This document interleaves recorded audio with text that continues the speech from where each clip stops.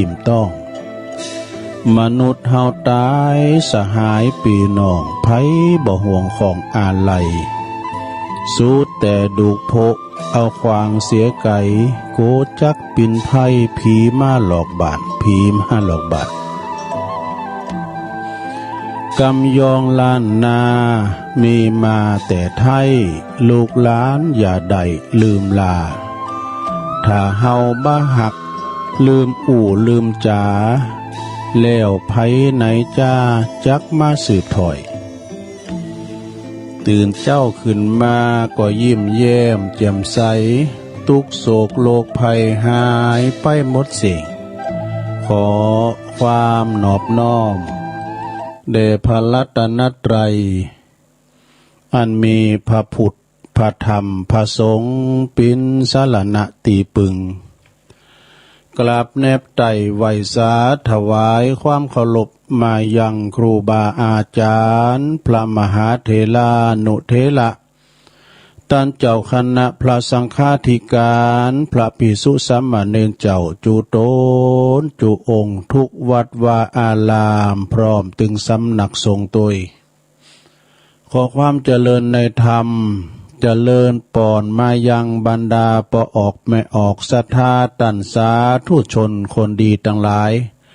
ปอหลงแม่หลงปอลุงแม่ป่าปีป่าหน้าเอาอาศรัทธาตินจองห้องวัดเถ่าแก่หนุ่มกำใจยิงทั้งหลายเนาะ อันเป็นกีฬานุปถากสันนิบาตตานเข่าตื่นมาเมื่อเจ้าก็มาฟั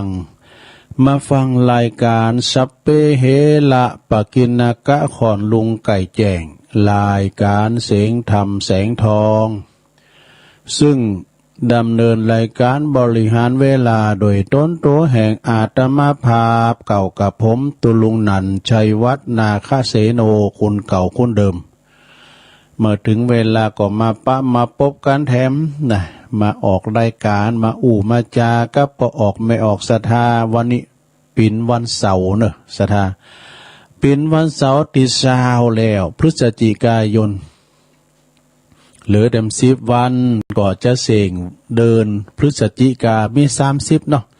พฤศจิกานี่มี30 วันเนอะศรัทธาญาติโยมเหลือทำเดินไปหน่อยเดียวเดินไปหน่อยเดียวปี64นี่ก็จะจ่าเข้าไปปี65ก็จะมาแถมนะเอาก็แก่กันไปแถมปีหนึ่งเนาะวันนี้มาพบมาปักกันเป็นวันเสาร์ก็จะมีกิจกรรมเนอะศรัทธาเนอะเนาะเอาอกเอาใจปล่อยแม่ติ๋มได้ไปวัดมาแต่หึงอโธ่แต่ก่อนก็เป็นเก้าเป็นโหเขากะตุนะเดี๋ยวนี้มันเตียวไปไหนมันไหนอยากน่ะลูกหลานบ้าหือไปโกไปตกไปต่าวก็เลยมาโทนความจำเนาะตุลุงก็จะมาปิ้นเก้าปิ้นโหเขาจะมีการโยงเข่าบาทสุมาเกี่ยวเจ้าหาโคตรหาก้าเอาศีลเอาปอนเนาะปิ้นกำลังจิตกำลังใจให้กับศรัทธาญาติโยมเนอตื่นกันขึ้นมาแล้วบอกก่อนตีตุลุงจะเอ่ยไปดังสถานีวิทยุตีเปิ้นมีบุญต่อโสดประสาทหูฮอดได้ฟังกันเก่าสถานีนี่นะเบื้องต้นเริ่มแรกนี่ก็จะไหวพระสวดมนต์กันตื่นกันมาแล้วลงบางลงโอนแม่บุญพินเปิ้นมารายงานตัวก่อนและจะเข้าเฝ้าพระเจ้าตัวกันพร้อมกันตึงลงตึงหลายเนาะเปิดบ้าหือเป็นการเสียเวลาหนักไปกว่านี้ตุลุงก็จะไหวพระพร้อมกันได้ลงเด้ออะระหังสัมมาสัมพุทโธภะคะวาพุทธังภะคะวันตังอภิวาเทเมสวากขาโตภะคะวะตาธัมโมธัมมังนามัสสามิสุปฏิปันโนภะคะวะโต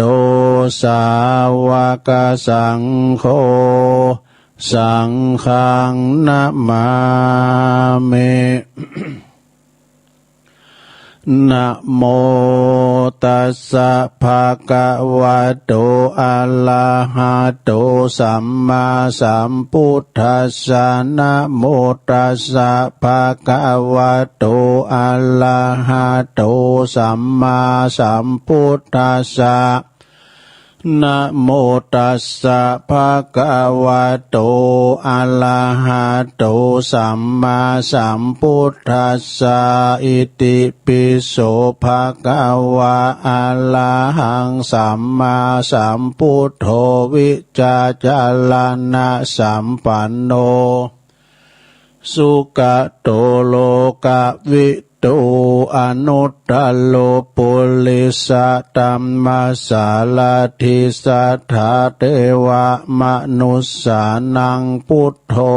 ภควะติสวากขาโตภควตาธัมโมสันติทิโก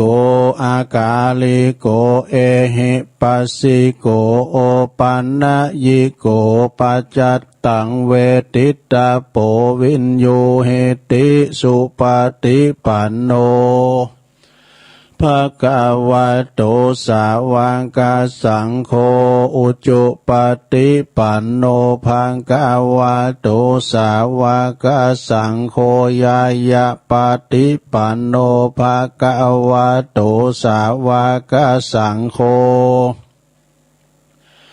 สามิจิปฏิปันโนภะคะวะโตสาวกสังโฆยะติตังจัตตาลิปุริสยุคาเนอัฏฐปุริสปุคลาเอสะภะคะวะโตสาวกสังโฆอะหุนายโยปะหุนายโยตักขินายโยอัญจลิกาลนิโยอนุตตลังปุญญาเขตังโลกัสสาติจะยันโตโพธิยามุเลสกายานังนันทิวัตโนเอวังตวังวิจัยโยโหหิจยสุจยมังกัลเลอปาลาจิตะปันลังเกสีเสปตะวิปุคะเลอภิเสเกสะปะพุทธานังอากาปะโตปะโมทาติสุนักกาตังสุมังกลังสุปปปะตังสุโหติตังสุขาโนสุโมโหโตจะสุยิทังพรหมจาริสุปทาคินังกายกัมมังวาจากัมมังปทาคินังปทาคินังมโนกัมมังปณิทิเตปทาคินาปทาคินานิกาตวันะลาพันตเถปทาคิเนสัพพิติโยวิวัจจันตุสัพพะโลกวินาศตุมาเตภวัตวันตัลลายโยสุขีติขายุโกภวะอภิวาทนาสีลิสานิจังวุธาปัจจายโนจัตตารโอธรรมาวาทันติอายุวันโนสุขังปะลังเอาแล้วศรัทธาญาติโยมทั้งหลายตุลุงก็ปินเก้าปินโหนำสวดมนต์กันไปปินตีเรียบร้อยเนาะขอกุณพระทิตไหลลัตนะผ่านแผ่วพระแก้วเจ้าตั้งสามประการจงได้มาดลบันดาลปกป้องคุ้มครองรักษาครูบาอาจารย์พระมหาเถรานุเถระพระสงฆ์องค์สามเณรเจ้าอยู่กับวัดกับวาก็ขอให้มีสลีที่ขาอายุมันยืนยาวเนาะเผยแผ่สัจธรรมคำสอนขององค์พระสัมมาสัมพุทธเจ้าแต่ปินเนอร์นาบุญศรัทธาได้สักการะปูชากราบไหวเนอแล้วก็ศรัทธาญาติโยมก็เหมือนกันขอให้มีสุขภาพพลานามัยสมบูรณ์แข็งแรงปิ่นกำเรื่องจิตกำลังใจสำหรับอีปอยแม่ตีเดินเหินไปไหนมาไหนบ่ได้เอาวิทยุปิ่นกูปิ่นกีมเนาะ แต่ว่าก็ฟังธรรมมหาจัดวันคำใจเปิ้นก็เกี่ยวสัญญาณมาย่าหลวงฟังธรรมมหาจัดเวสสันดรจัดโลก13กันเนาะปุถโธองค์เตในเปิ้นเฟ้นมาดูเป็นนักเทศเสียงทองนะนักเทศฝีปากเอกดูเนาะปูนเปิ้นต่างทำหลวงที่วัดโลกโมลีบุแล้วก็ตั้งปีนั้นข้ามูลเขาตุปีหนุ่มเขาเป็นไปถ่ายทอดก็สัญญาณมาเนาะวัดไฟหินเขาก็มาฟังไงเนาะก็เกี่ยวสัญญาณมาที่วัดห้วยตองซักก็ฟังกันไปนะพิตาดิมนต์ในงานเนาะฟังกันอยู่ตั้งบ้านตั้งจองพองก็ไปวัดไปว่ากันเนาะว่าก็วันพระวันศีลเดินยีปิงตุลุงลูมาตีหนึ่งปลายเนี่ยยันได้ยินเสียงมันทบอยู่โอ้เขาปินรับปินนอนก็อย่าแต่ยังต้มตำอยู่ขนาดไม่ลอยกระทงนะเนาะจะเปิดเซรีจะหมกใดเนาะเอาละสดาญาติโยมทั้งหลายตอนนี้ไปก็ไปตั้งสถานีวิทยุเก่าสถานีเด้อที่เปิดมีบุญต่อโสตประสาทหูเฮาเปิ้นรับสัญญาณนะเอารายการธรรมะภาคภาษาย่องเนี่ยนะสู่ตันผู้ฟังชงเวลาตั้งแต่ตี3ถึง5โมงเนอะก็มีสถานีวิทยุคลื่นเพื่อการศึกษาศาสนาและวัฒนธรรมวัดไฟหินตำบลสุเตปอำเภอเมืองเชียงใหม่ FM 104.50 เมกะเฮิรตซ์โดยเมตตาบารมีธรรมอาจารย์พระครูสมุวิสุวัฒน์วรกิจโจตุปีเป็นลิงสัญญาณพอเฮานะลิงสัญญาณองค์คลงในเมืองได้ฟังกันไปสถานีวิทยุคณะสงฆ์อำเภอฝางตั้งอยู่ที่วัดพระบาทอุดมน้ำบ่อสาวาสำนักวิปัสสนา FM 100.25 เมกะเฮิรตซ์โดยเมตตาบารมีธรรมในหลวงพ่อพระครูสุจิตานุรักษ์ด็อกเตอร์เจ้าคณะอำเภอฝางเนาะกับขอบคุณตังตุปีเจริญโชติธรรมโมวัดสันโค้งอำเภอแม่อายขอบคุณตุปีอมรเทพอุปสันโตอุเถินตุปีโจเนอะขอบคุณสถานีวิทยุแดนดินถิ่นล้านนาตั้งอยู่ที่บ้านโฮงโง่ตำบลนำบ่อโลงอำเภอสันป่าตอง FM 103.50 เมกะเฮิรตซ์โดยปีอายใต้โหฮอนรุจิสมบัติเงาคำนะและก็สถานีวิทยุคลื่นธรรมะของชุมชนของวัดห้วยตองซักตำบลขวงเป้าอำเภอจอมทอง FM 98.75 เมกะเฮิรตซ์โดยเมตตาบารมีธรรมอาจารย์ท่านพระครูวาปีวรมานิตท่านเจ้าอาวาสและก็ท่านชวลิตชัยวังโสอันนี้เป็นพระเจ้าหน้าที่เฮาเนาะสถานีวิทยุมนต์เสียงธรรมตั้งอยู่ที่วัดบุพารามตำบลช่างเครื่องอำเภอแม่แจ่มบุญFM 106.25 เมกะเฮิรตซ์โดยเมตตาบารมีธรรมหลวงพ่อท่านพระครูมงคลวิสิทธิ์หลวงพ่อใหญ่เฮาเนอเจ้าคณะอำเภอแม่แจ่มกับขอบคุณตุปีปลัดอุทัยถึง2อุทัยตัวเนอสถานีวิทยุเน็กเนลเรดิโอ FM 96.75 เมกะเฮิรตซ์ตั้งอยู่ที่บ้านโจงตำบลทุ่งกวาวห้างหุ้นส่วนจำกัดอนุสรณ์เรดิโออำเภอเมืองปานจังหวัดลำปางสถานีวิทยุชุมชนคนเหนือเขื่อนตั้งอยู่ที่บ้านดงดำอำเภอฮอดจังหวัดเชียงใหม่ FM 90.75 เมกะเฮิรตซ์สถานีวิทยุเพื่อการศึกษาและพัฒนาอาชีพเรดิโอเน็ตเวิร์ก FM 103.00 เมกะเฮิรตซ์อำเภอเมืองจังหวัดลำปางคุณอนุพงษ์ตาจินะแล้วสถานีสุดท้ายลุงสถานีที่9สถานีวิทยุเรดิโอเน็ตเวิร์ก FM 99.50 เมกะเฮิรตซ์วิทยาลัยเทคโนโลยีและการจัดการกฟผแม่เมาะลำปางสถานีใหญ่ๆนะฟังกันไปเถอะเนอะตามอิริยาบถสี่นั่งนอนยืนเดินฟังก็ได้บางพองก็ลุกขึ้นมายิบจักแล้วเนี่ยบางพองก็หนึ่งเข่าป่อไฟบางคนย้ำลูกเตอปุตุปิกมาเด็กตัวเปิ้นเตทำคืนแล้วนี่ไปฟังธรรมที่วัดอิโมนนะเนาะปวดตะคืนนั้นบ่ไหวตัวบ่กินเลี้ยงกันนะปวดตัวยุบ ไอ้หนิมถาเนาะ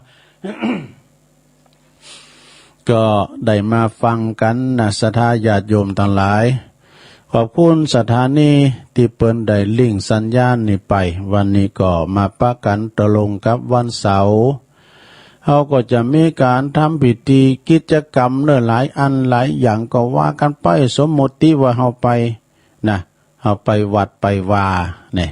ไปโทนความจำนะเดี๋ยวนี้ยกวัดมาบ้านยกวัดมาบ้านก็เพื่อว่าจะให้เฮาทั้งหลายสมมติเอานะว่าเฮาไปวัดเนี่ยกะสร้างจินตนาการเนาะศรัทธาเนาะ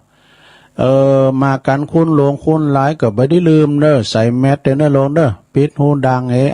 หน้ากากอนามัยเนาะเพื่อความปลอดภัยจุดคัดกรองเปิ้นมีเด้อศรัทธากันเปิ้นมีการมีงานรวมกลุ่มกันเต็มจะหนักหนาป้าป่านอันนี้ก็ตั้งท่านสม.ประจำหมู่บ้านเฮาก็ดีก็จะทำหน้าที่คัดกรองนะจุดคัดกรองเอาเจียวไปใส่มือเปิ้นพองก้าวัดสแกนไข่ก้านะแล้วก็เพื่อความปลอดภัยเนาะจะไปประมาทกาดอย่าตกนะเพราะว่าพื้นที่ตั้งเชียงใหม่เฮานี่ยังเขตที่ว่ามันอันตรายทรงตัวอยู่นะศรัทธาญาติโยมเนาะก็ว่ากันไปตอนนี้ไปเอาละเนอตุลุงก็จะเริ่มทำกิจกรรมแล้วเนอจะเริ่มทำกิจกรรมแล้วศรัทธาญาติโยมทั้งหลายวันนี้สมมุติว่าเราไปวัดเนาะเขาก็จะสุมาขันเกี่ยวตั้งสามตั้งหาโกถากต่างๆไหวพระรับศีลกันไปศรัทธาเนาะอันนี้มันจะเป็นหิมชั่วโมงบุญนะก็เดียวใต้ชั่วโมงที่สองจะมีธรรมเนอะมีนิทานตัวนิทานธรรมและมีธรรมเทศด้วยนะเนาะเพราะว่าวันนี้ก็เป็นวันเสาร์ทำก้ามปะกันบ่วันพระหรือพัดบ่เนอะศรัทธาเนาะก็เดียวก็ถึงมันวุยพร้อมกันแล้วบ่จะสุมาขันเกี่ยวตั้งสามก็เนอ ต่างอกต่างใจตอนนี้ไปก็จะได้สุมาขันเกี่ยวตั้งสามเนาะว่าพร้อมกันไปเลยนะมาเมปุถังคุณัสสะกัลลันตังนะมาเมธัมมังมุนิลาจเตสิตังนะมาเมสังฆังมุนิลาจาสาวกังอาจายโยโนปันเตอาจักกัมมายาถาปัลเลยาถามุลลาเหยาถาอากุสเลเยมายังพุทธธรรมสังฆาเตสุปัญจลัตตเนสุอาติเตวะปัจจุปันเนวะอวิวายติวาละโหวากาเยนาวาวาจายาวามานัสสวะปะมะตังวาอากาละวังวาอากาสิมหาติสวายาตาธัมมัง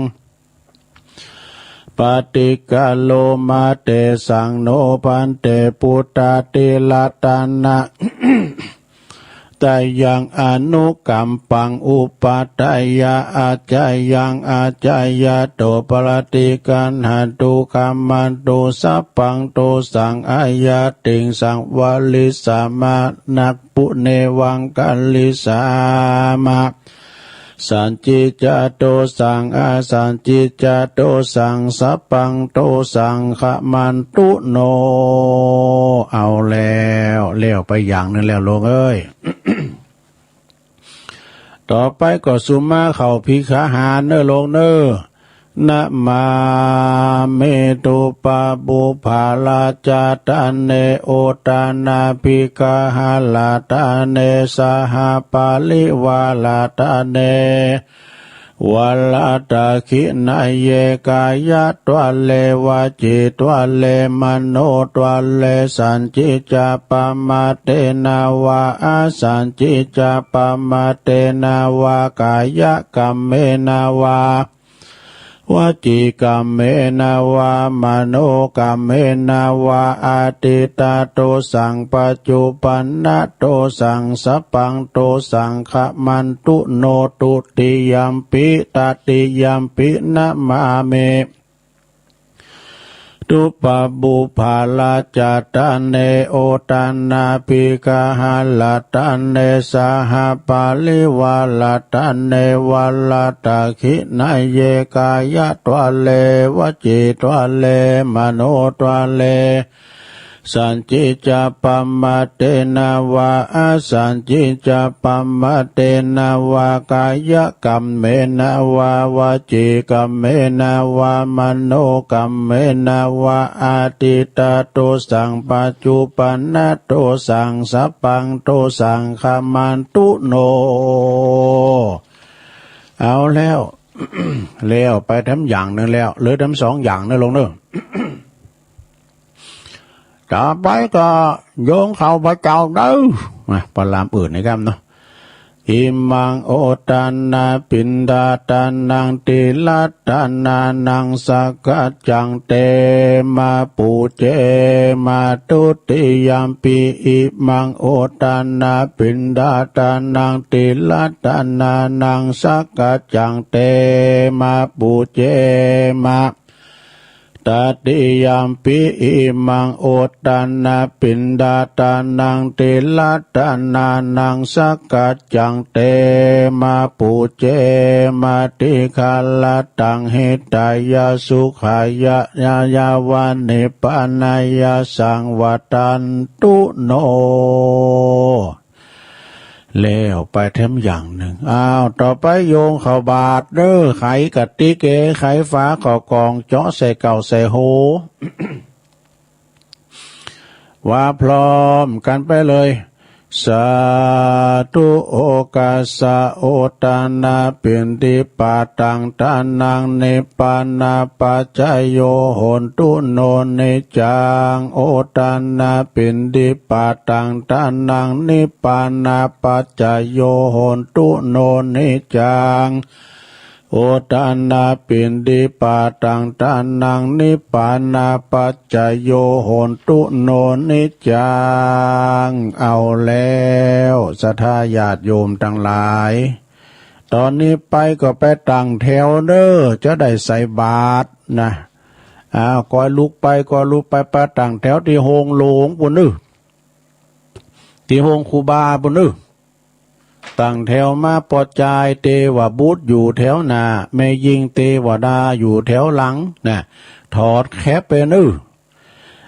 ถอดแคปไปจ่อใส่เก่าใส่โหนะเอาขายโยมเนิ่มเกี่ยมค้ำม้ามจูเขาไม่แน่หมดเอาสหากะละมังทางเป้เนื้อไทยเข้ารุ่นบาทนะคุณมาหลายวันเนี่ยโอ้รุ่นศาลาหรอคุณมาลงมาหลายมีปสจ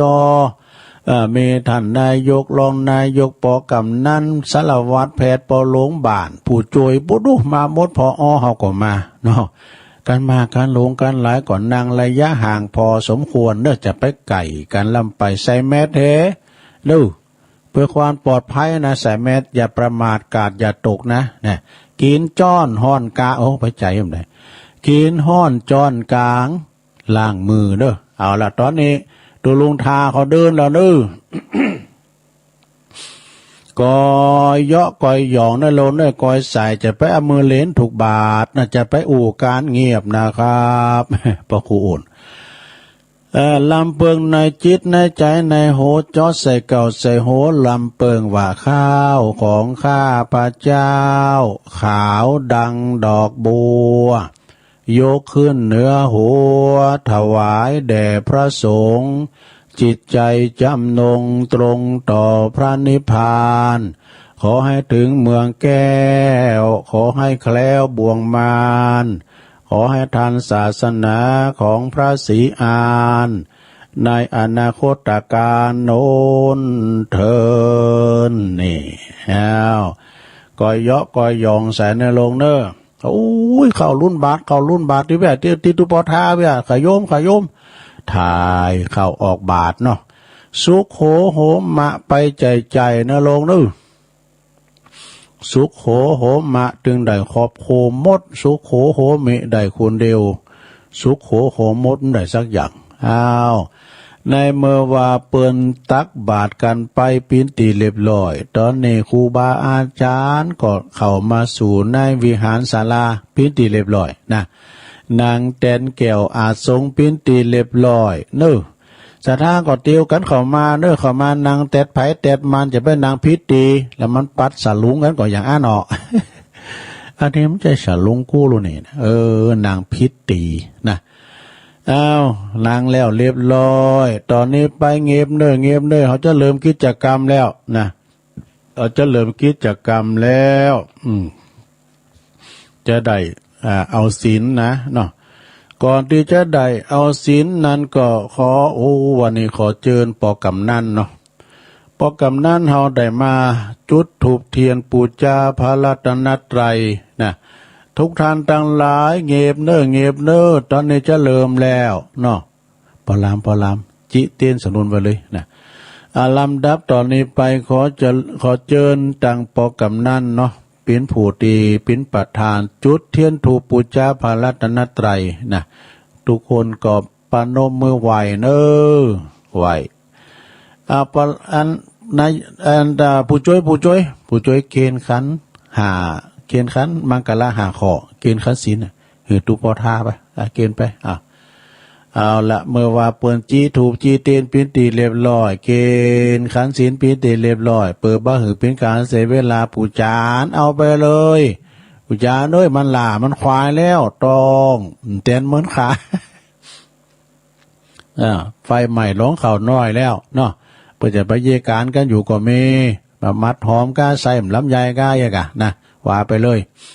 ตอนนี้ไปเขาจะเอาศีลลงเนอมะยังพันเตติสาลันเนนะสหปัญจศีลานิยาจามะตุติยัมปิมายังพันเตติสาลันเนนะสหปัญจศีลานิยาจามะตติยัมปิมายังพันเตติสาลันเนนะสหปัญจศีลานิยาจามะ นะโมตัสสะภะคะวะโตอะระหะโตสัมมาสัมพุทธัสสะนะโมตัสสะภะคะวะโตอะระหะโตสัมมาสัมพุทธัสสะนะโมตัสสะภะคะวะโตอะระหะโตสัมมาสัมพุทธัสสะพุทธังสรณังคัจฉามิธัมมังสรณังคัจฉามิสังฆังสรณังคัจฉามิตุติยัมปิพุทธังสรณังคัจฉามิตุติยัมปิธัมมังสรณังคัจฉามิตุติยัมปิสังฆังสรณังคัจฉามิตติยัมปิพุทธังสรณังคัจฉามิตติยัมปิธัมมังสรณังคัจฉามิตติยัมปิสังฆังสรณังคัจฉามิติสรณะขมานังเนติตังปานาติปาตาเวละมะเนสิกขาปะทังสมาธิยามิอาทินนาทานาเวละมะเนสิกขาปะทังสมาธิยามิกาเมสุมิจฉาจาลาเวละมะเนสิกขาปะทังสมาธิยามิมุสาวาทาเวละมะเนสิกขาปะทังสมาธิยามิสุราเมรยะมัชฌะปมาตฐานาเวละมะเนสิกขาปะทังสมาธิยามิ อิมาเนปัญจสิกขาปทาเนสีเลนะสุขติงยันติสีเลนะโภคสัมปตา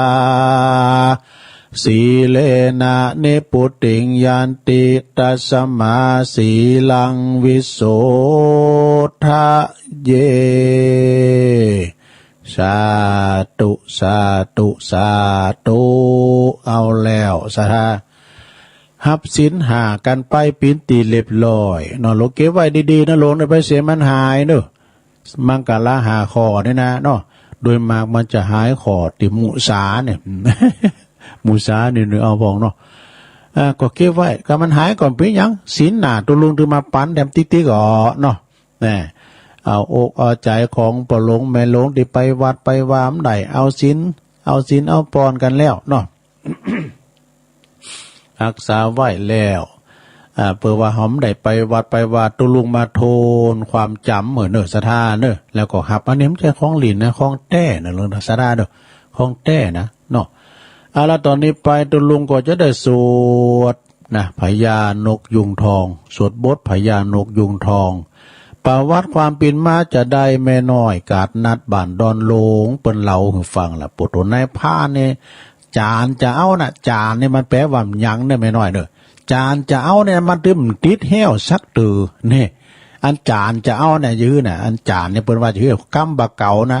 นี่ว่า จานจะเอาเนี่ยมันเขี้ยวขาดปลอดภัยก็เพราะว่าพญานกยุงทองเปิ้นจะสวดบทเนี่ยโมหัปปลิตเนี่ยเนอะนะโมหัปปลิตก็คือ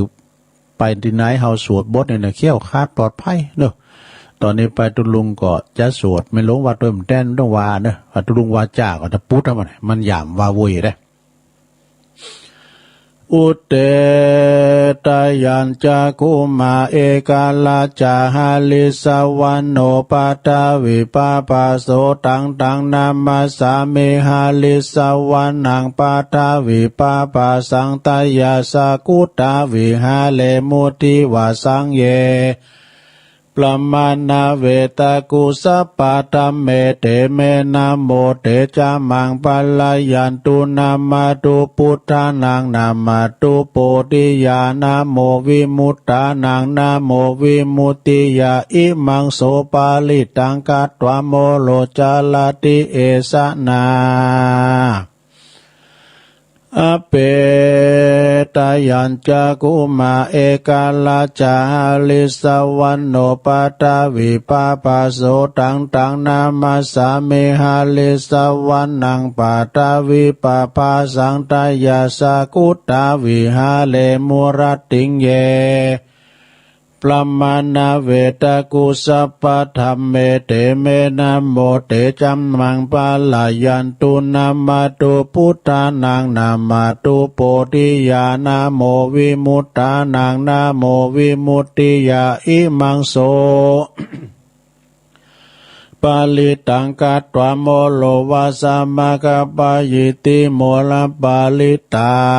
งเอาแล้วสวดพญานกยุงทองเขี้ยวคาดปลอดภัยนะลงนึไปเนื้อไปไต่ไปไก่ไปไก่ไปตังบกตังเหือตังน้ำตังหนอากาศก็ขอเดินทางเขี้ยวคาดปลอดภัยทุกตารางกิโลเมตรของการเดินทางเหมือนกับพญานกยุงทองเขี้ยวคาดปลอดภัยเนอะอยู่กำจูปูจากันไปนะ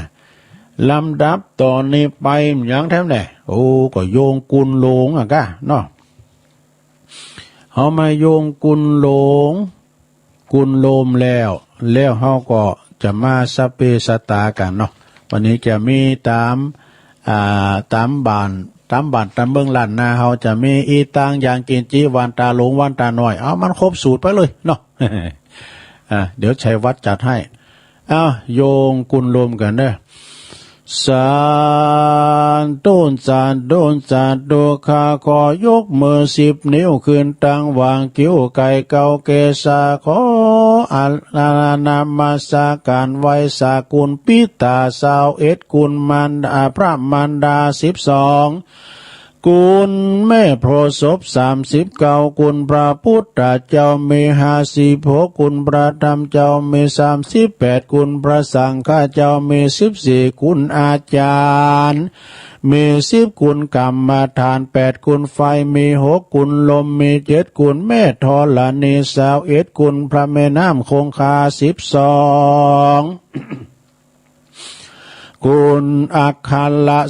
33คุณศีล5มี11คุณศีล8มี12คุณศีล10มี21คุณจตุปาริสุทธศีลมี27คุณอรหันตาคือมรรค4ผล4นิพพาน1รวมเป็น9กุณอาสาสะปัสสะสะนิสาวาสะอาสะกุณภาวิหาร84,000ปันลังคุณพระมหาเจติยาเจ้า84,000ดวงผู้ข้าต่างหลายก็ขออาราธนาคุณพระคุณเจ้าต่างหลายเหล่านี้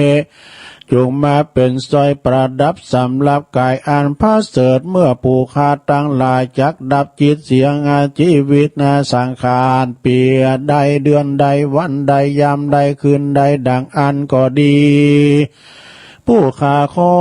อาราธนาคุณพระคุณเจ้าตั้งหลายจงมาเปิดประตูพระนิพพานคือว่าเวียงแก้วแก่เวียงแก้วแก่ผู้ข้าตั้งหลายแด่เดินนิพพานาปัจจโยโหนตุนนนิจังนิพพานังปาละมังสุขังเอาแล้วลงเอ้ยเลี้ยวไปแถมอย่างหนึ่งแล้วนะศรัทธาญาติโยมปินการไหวกุนโลมเนอะจะมีทุกวันเสาร์นะเมื่อว่าไหวกุนโลมแล้วตอนนี้ไปก็เอากุนไทยเป็นภาษาไทยเขาจะแผ่เมตตาเนอะลงเนอะแผ่เมตตากับตัวเองก่อน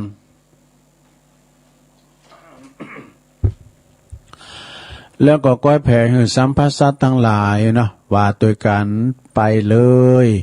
อาหังสุขิโตโหมิขอให้ข้าพระเจ้ามีความสุขนิทุกโหโหมิปราศจากความทุกข์อเวโรโหมิปราศจากเวรอภยาปโชโหมิปราศจากอุปสรรคอันตรายทั้งปวงอนิคาโหมิ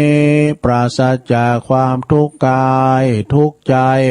สุขีอัตตานังปริหารามิมีความสุขกายสุขใจรักษาตนให้พ้นจากทุกภัยทางสิ้นเถิดนี่อันนี้เป็นว่าเฮาแผ่เมตตาให้ตัวเก่าเฮานี่เด้อศรัทธาเด้อแผ่แล้วต่อไปเฮาจะแผ่สัมภาษณ์ทั้งหลายเจ้ากรรมในเวรทั้งหมดเนาะได้รับส่วนบุญ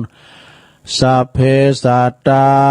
สัตว์ทั้งหลายที่เป็นเพื่อนทุกข์เกิดแก่เจ็บตายด้วยการทั้งหมดทั้งสิ้นอเวราโหนตุจงเป็นสุขเถิดอย่าได้มีเวรแก่กันและกันเลยอภัยาปัจจาโหนตุจงเป็นสุขเถิดอย่าได้เบียดเบียนซึ่งกันและกันเลยอนิคาโหนตุจงเป็นสุขเถิดอย่าได้มีความทุกข์กายทุกข์ใจเลยสุขีอัตตานังปริหารันตุจงมีความสุขกายสุขใจรักษาตนให้พ้นจากทุกภัยทั้งสิ้นเถิดเอาแล้ว อันนี้ก็แผ่เมตตาเป็นคำไทยนะสราญาโยม ต่อไปก็ว่าเป็นไทยเป็นคำกลอนแถมคำเนอะนะเอามันครบสูตรนะลงเนอะข้าพระเจ้าขอตั้งจิตอุทิศผ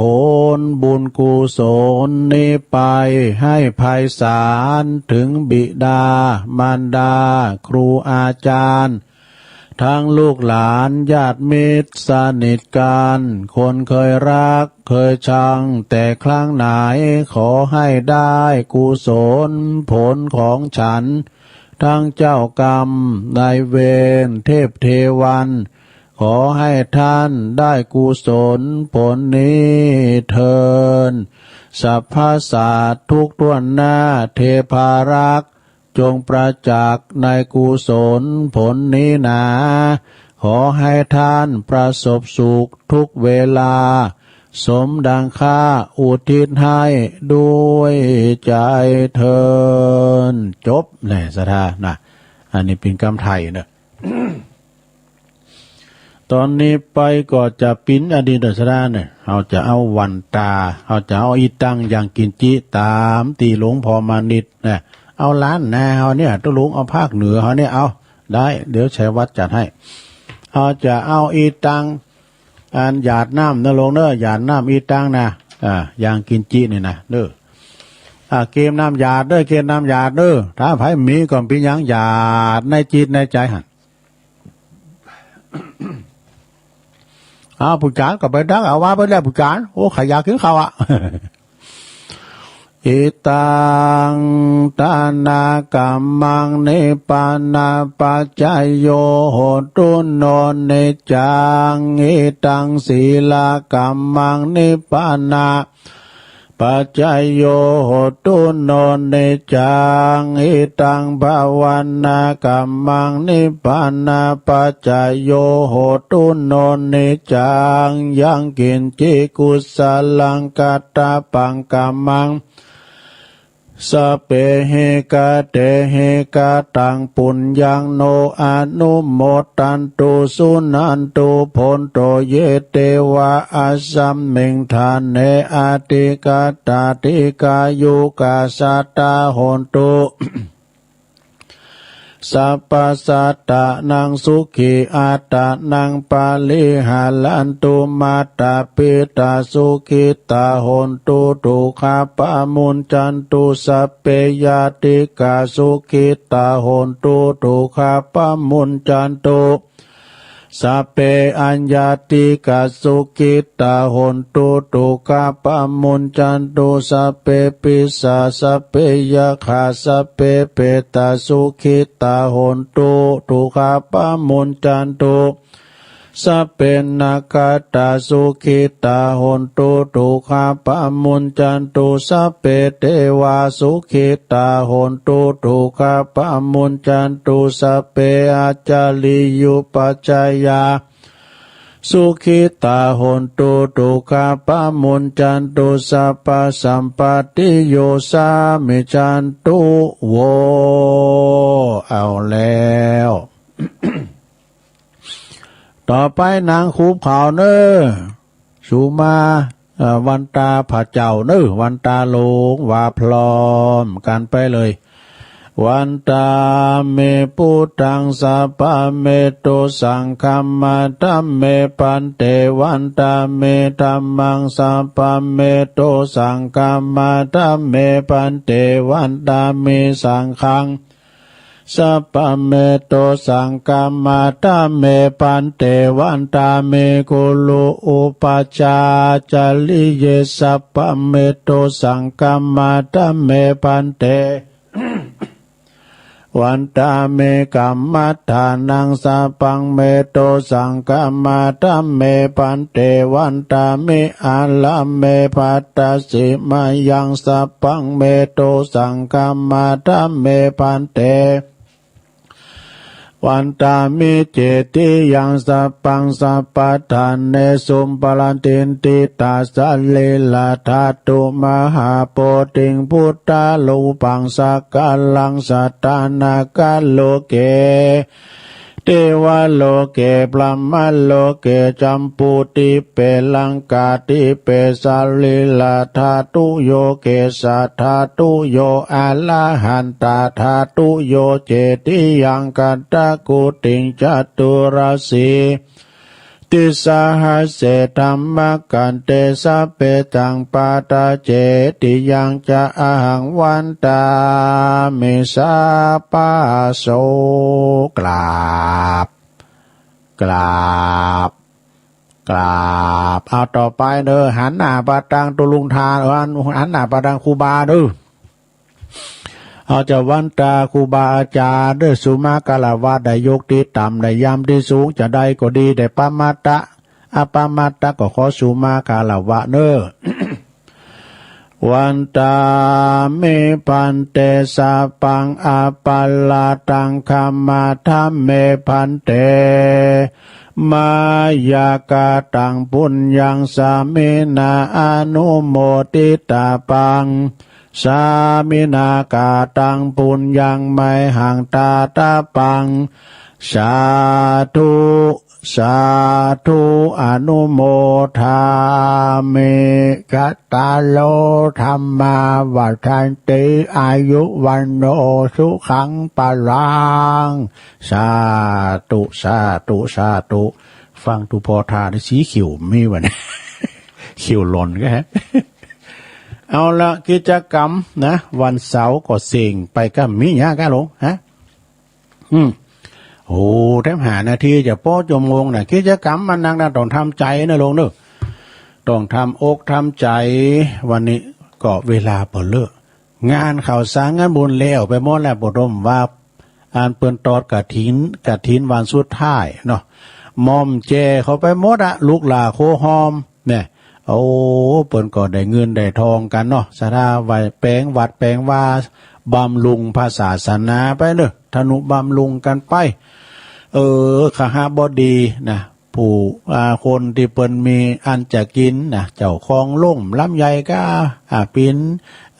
เจ้ปินคุณหญิงคุณนายเนี่ยเปิ้นมาตอดกฐิน หลายบ้านหลายจองตั้งปูนเรามีต้อยตั้งกอสะเลมปุน่ะ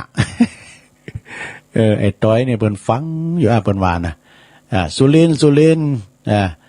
กำจัดนามสกุลเปิ้นสุรินทร์นี่เปิ้นอยู่ปูนกอสะเลมสันกำแพงบ้านเกิดของประเดชพระคุณหลวงปู่สุวรรณเมธีด็อกเตอร์นะฮู้จักกันนะตุไอ้ดอกฮู้จักกันถ้าจะควรจะดีไอ้ต้อยว่านะก็ฮู้จักกันไปสราญาติโยมทั้งหลายนะวันนี้ก็ดีอกดีใจเฮาได้รับศีลรับพรกันไปปินตีเรียบร้อยเนาะโอ้เอิ้นไปตั้งปุณเลาะเมตตาบารมีธรรมอาจารย์พระครูประหลัดบดินทร์ศีลสังวโลอาจารย์เบิ้มวัดแม่กลางหลวงไวสานะครับเนอะไวสาบารมีธรรมอาจารย์เบิ้มตัวนะเอิ้นไปตั้งปลิงนครปันดอนตองท่านรองเลวัดกำแพงดิบเนอะปนอยู่น้ำดิบโลงว่าฟังอยู่เนอะตุนี่นะเมื่อฟังแล้วตัวลุงก็จะได้เตดน้ำเตดธรรมแล้วศรัทธา ก็จะมีเตดน้ำเตดธรรมไปแถมสักกรรมสักผูกเนาะมีอย่างไรเลยก็ดีก้ากิจกรรมเนี่ยมีกุศลในตัวเอาธรรมมาเตดพองนี่นะก็จะทำมาเตดพองเนาะก็มีปเลงนาลงกิติวงศ์นะเปิ้นเดิมพันมาดึงปันอันนี้มันกลุ่มนึงอ่ะปินหนีเตดทำเหมือนเปิ้นนี่นะก็เปิ้นจัดต้านทำไปหาปอลงใกล้แม่ลงจันเป้งกิติวงศ์อันปินปอปินแม่เปิ้นน่ะตานไปหาแม่ทองพัดสะอาดล้วนแม่ประกายคำกิติวงศ์ป่ามันเนอะนะแล้วก็มีปอสมซักแม่เพนขาวเตี้ยอันนี้ก็เปิ้นถึงการเทศเมื่อใดก็จะไปลืมเนาะตัวลุงก็ลืมนะชื่อน้ำเปิ้นก็ลมทำบุญมาโดยตามไปหายังจิตตะดวงวิญญาณของป้าอุ้ยน้อยปันแม่อุ้ยเงินจีนาอินะแล้วก็นายอเนกชัยกาวินตามไปหาปอเปิ้นคือปอสอนชัยกาวินเนาะก็ฟังกันนำทำคำสอนนะโยมเนอะตุลุงก็มาแต่นะเอาแต่นะเนาะผมจะกำลินเนาะซะได้เนาะกำเตะทุกมน ตอนนี้ไปก็ป้อล่ามป้อจานนันอ้าย ป้อจานนันอ้ายเพปลูกมารัตนาทำกับหมูป้อจานนันอ้ายนะเพิ่นอยู่แพโป่งบ่เพิ่นมีข่าวว่าบึดได้ประกาศถึงปนานเด้อเพราะนั้นฝากข่าวประกาศเนาะกลับไปนี่เฮาจะได้ฟังธรรมเด้ออ้อมจิตน้อมใจจะไปอู้การดักนะจะไปโหชุมกันน่ะยายอ้วนอยู่ห่างกันน้อยระยะห่างทางสังคม เนาะฟังธรรมนิปานังเยนากาลังลัมมังเยนากาสายังปันดิโตตังโนมากังอุติสิตงธัมมามุตตมังปัจจังอาราธนังกาโลมา ตอนนี้ไปตุลุงจะเตทำนะลงเนอะอันนี้สงการทำบุญฮะอันหืออันผู้ที่ลงรับดับขันไปนะเนาะการทำบุญมันพิ้นจะได้พองตานไปหาเขาเจ้าตังหลายเขาจะได้หาอีน่ะเนาะก็ลองฟังไปก่อนรับไปนะลงเนอะฟังไปก่อนรับไปมันว่ากันนะเพราะว่าทำตุลุงมันทำก่อมรับมันมีนาหลายหอมนะอันนาอัน เอาไว้ นะโมตัสสะภะคะวะโตอะระหะโตสัมมาสัมพุทธัสสะอิมังธัมมาเตสานังสัทธาสวัตติยังวิหาลันโตอัลลปะกะเทสิสาทโวดุลาสาโปลิสาตังหลายตั้งหญิงใจหนุ่มเตาอันปากันเข้ามาสู่สถานเพื่อกาตำบุญตานหยาดน้ำอุติสาพร่ำไปหายังภูมอลานามวยมอดขอเฮินนาบุญอันนี้ไปรอดเลี้ยววาย ดังเราจะไขบอกเราตามดังนักปราชญ์เจ้าเทศนาบัดนี้แหละนาสัทธาอันว่าสัพพัญญูปาพุทธเจ้าตนเป็นเก่าที่โลกาจารย์พุ่งสำลานยังจอดอยู่ในยอดอารามนะอันเรื่องงามบ่อผ่อนอยู่นอกบ่อนเมืองสาวัตถีพระโมเนโตนผ่านแผ่วก็ผ่านลบแล้วยังพรามอันมาทำให้เป็นเหตุพระจึงเตสนายังกาถาอันนี้ว่ายังกินจาลมนังกาตัวตัจจตนะ มัจจาลีดังนี้กิละดังได้ยินมายังมีพรามมานาผู้หนึ่งสาย อยู่นอกเมืองใหญ่สาวัตถีไตปุลีเมืองกวางมีชื่ออ้างว่าจานุโสนีเขาของเม80 โกฏเป็นนามหมายเต้าว่ามีใจภายแผ่กว้างหุมก่อสร้างต่างตานเกลือหือพิกขาหารใส่บาตรแก่เจ้าสินสะอาดบุญมากตานแก่คนยากเข็นใจ คนยากไร้อนาถายาติกาพ่อแม่มิตรแก้วแก่สหายอ่านจุติตายไปสู่ปรโลกไปนาลาควาบกว่าลาคาบกว่าเป็นผี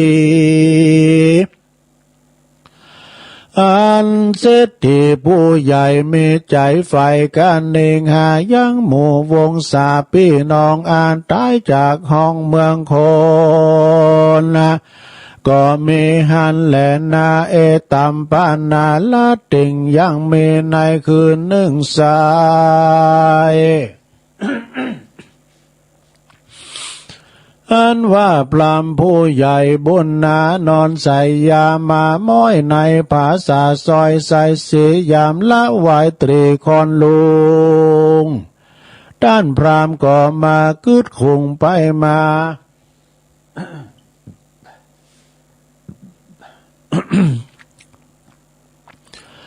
ด้านพรามก็มากึดคงไปมาพับแผ่ยังพ่อแม่ญาติกาอันมอลานาตายจากลาพรากเป็นผีห้องก่อใดกาตำดีไว้ก่อนเตียงบ่อหอนรอยจากกันนาพลากนาตายไปย่อมจักใดไปเกิดจันฟ้าเลิศไปบนพ้องกาตำต้นบอดดีเป็นมิจฉาทิฏฐิใจหยาบกาตำบาปเลือลายกันว่าเขาตายมวยม้างาบาปอันเขาได้สั่งก่อจักส่งอยู่เฮเนยเมื่ออยู่สู่ห้องอาบาย จักมีภัยใจหมายช่วยกรรมเฮอใดลวงล้ำต่างผ่านเล่าเฮอตานไปหาอย่างสัพพะสัตตาน้อยใหญ่จากลอดควายสันใดเฮอตานไปหลายหลากบุญนั้นหากสูญหาย ตานหาคนตายนั่นใส่เขาจักใดหรือจะพรามสั่งการในใจการอาทิใส่แจ้งส่องไปตามจองโลกาพรามก็มาจะบอกเก่าไข่ขันข่าวปั้นหมายเฮอคนยิงใจขาดใจหาดอกไม้ดวงบา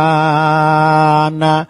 พร้อมตึงพิกขาหารข้าวน้ำวาทูพร่ำปัจจัยเลี้ยวก็ปากันไปมวนหมู่เข้าไปสู่วิหารที่พระตาลงยานย่างจอดกันว่าพระตนยอดกันว่าก็ไปไวพระตนยอดสามตีเลี้ยวก็มาถามพระมุนียอดซอยด้วยกรรมจืนจ้อยปิยาวาปานาเตภาคาวาคาแด่พระพุทธเจ้าอันว่าคาเนเล่าสั่งกล่าวว่าสัพเพสัตตามวลหมู่อันตายไปสู่โลกนาจุมปูปาวงศากาตำบุญไปหาผู้ตายบุญนาไปหาผู้ตายมวยมอดบุญจากลอดสันใดลือตานไปนั่นลาวได้สูญเปล่าดอมได้บุญนั้นหายกว่าจอยขอพระยอดซอยบุญได้เทศนากล่าวแก่หายแก่สงสัยแด่เตออาตะโคภาคาวาเตสังวจนังสุตวาในกาลานั้นใส่พระที่ไว้ตนงามกันว่าพรามผู้เฒ่า มาตั้นเราผู้จาปราศาถาตนผ่านแผ่วก็จึงไข่ข้าอุบแก้วเทศนา ว่าว่าดุลาปรมานาผู้ใหญ่มีใจไฟกาเนงายาติกาพี่น้องอ่านท้ายจากห้องเมืองโคนนะบุญกุศลหลายแหล่อันพ่อแม่ญาติกาตานไปหาผู้ตายจากพันภายไปรอดผู้มวยมอดหมอละนาต้องกาติกาสามสิ่งจึงอุดมยิ่งกุศลคือตานเฮอโตนนอนเนาปีคู่เจ้าผู้มีเปียนะกับตังสามมาเน้นใหญ่หน่อยมีสินจองหอยบ่อนี้ตายแล้วยินดีตานแล้วยินดีหลายแหล่อุติสะแผ่ไปหาผู้ตายบุญตั้งหลายไปลอดไปจู้จอดผ่านภายกันว่าผู้ตายรู้แล้วมีใจผ่องแผ้วโมตานาบุญบอกไกลกาหลีกลีหายไปที่ต่างใดเตียงจักใดไปโยกย้ายออกจากค่ายตีผ่านป่าละเมยานล้ำเลิศจากใดไปเกิดจันฟ้าบุญแก่การนำไปก็จากใดไปเกิดจันฟ้าเลิศเมืองสวรรค์นั่นแหละนา ดูลาต้านพรหมนาผู้ใหญ่มีใจใฝ่คุณนายังวงศาพ่อแม่มิตรเกี่ยวแก่สหายคามนะอันอนิจจกรรมลาพระใครเฮอเขาใดปูนจากต่างที่ผ่านใดจึงมีใจบานจมชื่นเลื่อมใสตกแต่งอย่างปัจจัยทั้งสี่แปลงใจคลี่เจยบานหามีอาหารข้าวน้ำวาตุพร่ำนานา แล้วก่อนนำมาถวายจาตานเฮือแก่ปีคู่ตั้งหลายน้อยใหญ่ตามใจไฟศรัทธาแล้วอุทิศบุญไปหาผู้ตายก็จักเป็นบุญหลายมากกว้างบ่อาจอ้างใครจะบ่มีสั่งอันใดมาจักมาเปรียบใดนั่นแหละนาเมื่อนั้นต้านพรามผู้เฒ่าฟังธรรมพระเจ้าใครจะได้แก้ปัญหาหลายแหละก็หายแก่สังทรงสังกาก็มีใจโสมานาสาจมชื่นปีติตื่นเจยบานก่อนนำมาสาการกลมเก่าลาพระพุทธเจ้าคืนสู่ยังที่อยู่แห่งตนก็เมโดยประการดังกล่าวมานี่แหละนานิติตังกิยาสังวันนานาวิเศษจาห้องเหตุทำบุญอาเนสงไปหาผู้ล่วงลับดับขันก็มาบังกรมสมเรสเด็จแล้วเต้านี้ก่อนแลสาธุสาธุสาธุอันเป็นถ้ำก็คือว่าแต่เอาไปบางบทเนอะศรัทธาเนาะแต่ไปบางบทเหมือนกันเวลาว่าตุลุงเสียงแหบเสียงแหงไปหน่อยน้ำว่าก็ไปใจเสียงว่านคำเหมือนกันเนอะ โหโขงพุ่นนะแล้วว่าเนี่ยโอ้จัดเมื่อใครเอาไหนเมื่อกันเนิ่มแรงว่าก็เข้ารายการอยู่นะ6 โมงถึง2 ทุ่มนะมันเบอร์ มันจื้อมันเบอร์มันล่ามันหน่วยล่าว่าสุมาภายตะปุ้นอื่นประดังปูนเวงป่าเป่าพุ่นเนี่ยแต่เมื่อคืนเรารับอิ่มรับลุ่มนี่เฮ้ยปวดตัวรับละมดวอมได้เสียงสักคำนุรับละสะดุ้งตื่นมาตี1 นาฬิกาปุ๊บปวดตัวพิ้นว่า60ยังวอ6กันอยู่ลุงก็มาเข้ารายการเนาะขอเวลาจิบน้ำแป๊บเดียวนะลงนะโอ้โหคอแห้งยอแห้งเนาะกระเดียวฟังบทเพลงของขวัญใจมิตรประชานะสัญลักษณ์ที่หนองเจดีฟื้นความจำให้หน่อยน้องก่อนเปิดลอยกระทงที่หนองเจดีกระเดียวตุลุงจิบน้ำกำเดียวเนศธาเนื้อฟังเพลงไปเพลงเดียวก่อนนะ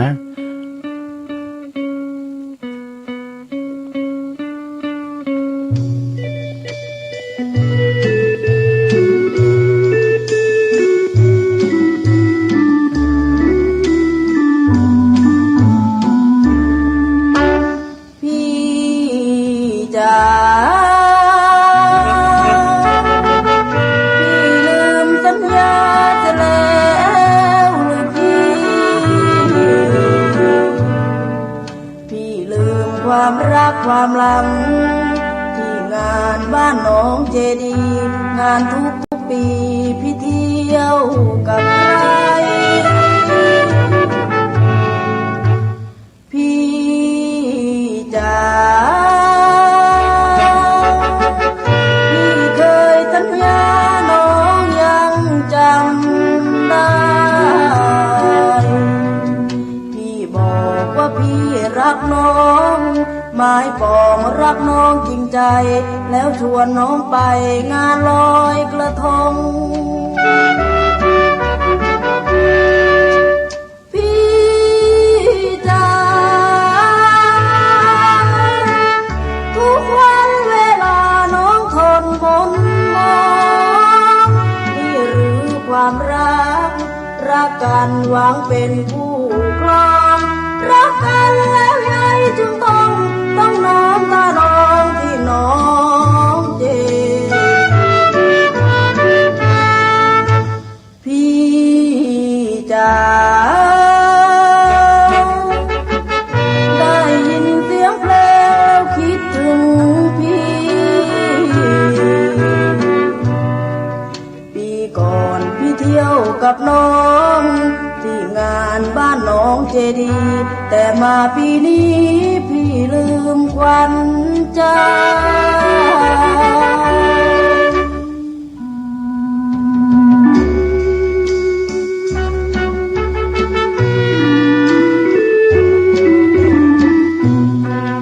พ